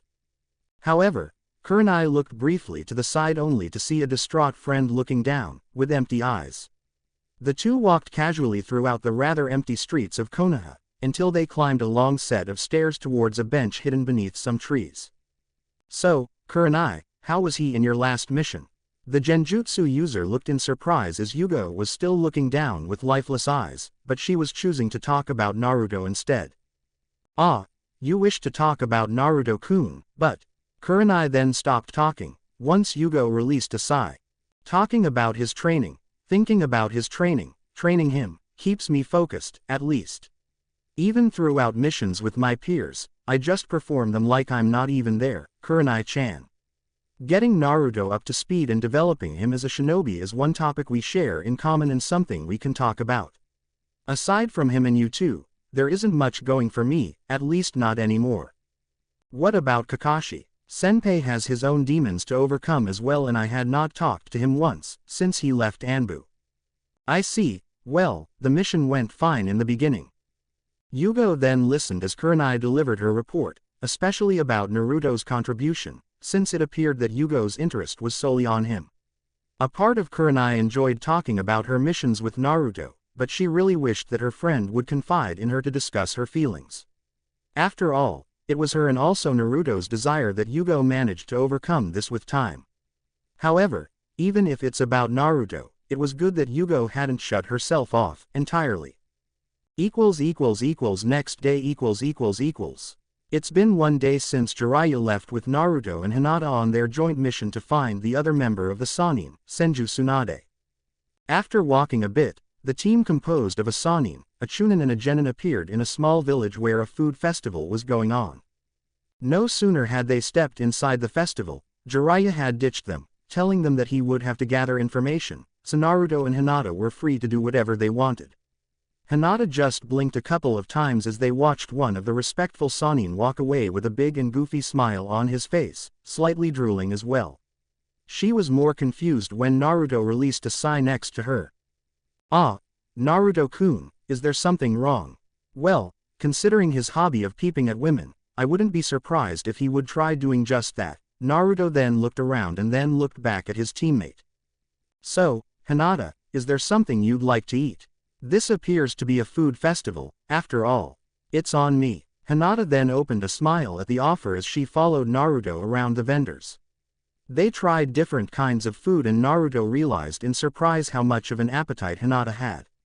By the time they finished, the Genin was blushing terribly while holding a bag of taiyakis and some cinnamon rolls. I'm sorry, Naruto-kun, but it's been too long since I've been to one of these festivals, and I wanted to try it all. Naruto only smiled though as he had 3 dango sticks in one hand and tea in another. In the end, Anko had dragged him and Kurenai way too often to eat dango, and they oftentimes debated which food was better, dango or ramen, much to Kurenai's dismay on most occasions. It was best that the snake user wasn't here right now, or else he would have to see her smug face at seeing him eating her favorite food instead of his. No need to apologize, I did offer, after all. I appreciate it, everything was quite delicious. Naruto smiled at his teammate, before both stopped in front of an establishment, when both heard Jiraiya's laughter and voice. "Aw man, I knew it. Wait here, Hinata." The Hyuga girl blushed as she looked upward. "Ah Naruto-kun, I don't think we can get in there." Naruto looked up and then back at Hinata. "Well, guess you're right, but we're on a mission, he just can't ditch us and goof off." Hinata then looked as Naruto walked inside the brothel and heard Jiraiya screaming at him to scram. Seriously, Hinata heard Naruto's screaming back. Just what kind of information would you get from a brothel of all places? "We are looking for a woman, for heaven's sake." "Ah, what do you know, you brat?" Hinata then watched as Naruto left the establishment with an irate look on his face. Kurenai and Yugo-sensei had indeed warned him about the pervert's true nature. "So, what do we do now?" Naruto looked at Hinata and wondered about that himself, with a shrug. Before he could answer, though, Naruto and Hinata observed as two men wearing trench coats approached the brothel and started screaming at the still drunk Jiraiya. Naruto then went inside and looked just as Jiraiya focused chakra on the palm of his hand, a swirling sphere of amassed blue chakra, and slammed at the gray trench coat man's stomach. As soon as the sphere hit, the grunt was sent spinning away and trashed the vending tent that was located in the back. "I trust that you observed the technique I just used, huh, Naruto?" The Chunin observed the injury from the man with the trench coat and then at the now sober Sannin. "What was that? I had never seen anything like that. It was chakra-shape manipulation, wasn't it?" The Sannin smirked, unsurprisingly. It seemed the apple didn't fall far from the tree, after all. "I take it that you wish to learn it." The giddy eyes that returned was also a boon, as Jiraiya understood from both Asuma and Kakashi that Naruto enjoyed learning about ninjutsu, above all else. "What is this technique?" The Sannin hummed as he took a couple seconds to explain, giving the needed suspense. "Why, this is none other than the Rasengan, one of the Yondaime Hokage's creations." As expected, the Chunin's eyes widened considerably and his mouth started drooling at the prospect of learning a technique from the Yondaime. After the entire debacle, Naruto, Jiraiya and Hinata were up on a hill overlooking the town where the festival was taking place. Though, both Naruto and Hinata wondered why the Sannin had purchased a bag full of water balloons. Now, there are 3 steps needed to learn this technique, though, I will only explain the technique once you master the first 2 steps. Now watch carefully and then you'll have to replicate. Naruto and Hinata observed as the water inside the balloon started moving uncontrollably, without a clear pattern, but Jiraiya's hand didn't move at all. Of course, Naruto could sense the usage of chakra from the Sannin, though he couldn't see the pattern. Then the balloon popped and Jiraiya smiled, seeing that Naruto was observing the entire time. "Well, carry on, I shall return to my information gathering mission." Both Naruto and Hinata sweat dropped at that, before Jiraiya left.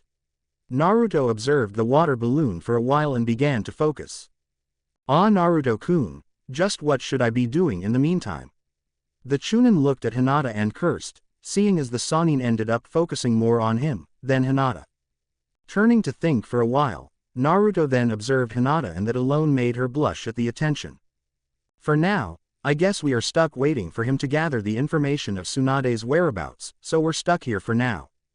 Hinata nodded, since that part was obvious. "So, perhaps, I can teach you how to rile your chakra." To her wondering look, Naruto explained, "I gather that your clan are masters of chakra control, but normally the Juken does not require strong bursts of chakra, just small bursts throughout your fingers, right?" Hinata nodded and then Naruto smiled. "Well, activate your Byakugan and look closely at my hand." Using a ram sign, Hinata activated her dojutsu as she observed Naruto's closed fist.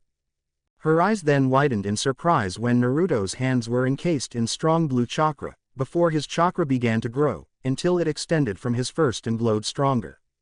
Hinata even had to deactivate her Byakugan as Naruto's bright chakra almost blinded her. "While I train the Rasengan, you can learn how to rile your chakra like I did. I know you tend to use your skills mostly for defense or counterpunch, but I'm certain that once you learn it, you can add a lot of new uses for the Juken. Wow, that was the only word Hinata could think of as she looked at the smiling Naruto. Hidden from view, Jiraiya just observed the two and smirked, before truly leaving to truly gather information this time. In Konoha . Standing over the walls that surround Konoha, two individuals wearing dark cloaks with red clouds overlooked the mighty hidden village. It was surprising that the village had suffered so little damage, considering that it was invaded by two hidden villages. Oh, they did manage to avoid annihilation, and it seems, said the taller one, though he was mostly gauging the reaction from the other guy. It seems Orochimaru's plans were foiled in the end, and it appears that his desire to kill the Hokage has backfired somehow. How pitiful. The taller one turned to gauge the other's reaction. Is that pride I sense in your tone? Oh, what's it called? The will of fire, isn't it, Kukuku? It was surprising to hear it from you. The smaller one responded with only a HN sound, earning a chuckle from the other one. So, should we go in and search for our target or what? No, since Orochimaru failed to kill the Sandaime, it would be too much of a risk to face him in battle. Let's go. The taller one then chuckled, before both vanished, but not before the full Tomo Sharingan eye revealed itself in the smaller one's face. Thank you for watching. If you enjoyed the video, be sure to like, comment and subscribe, as well as checking out the author on fanfiction.net.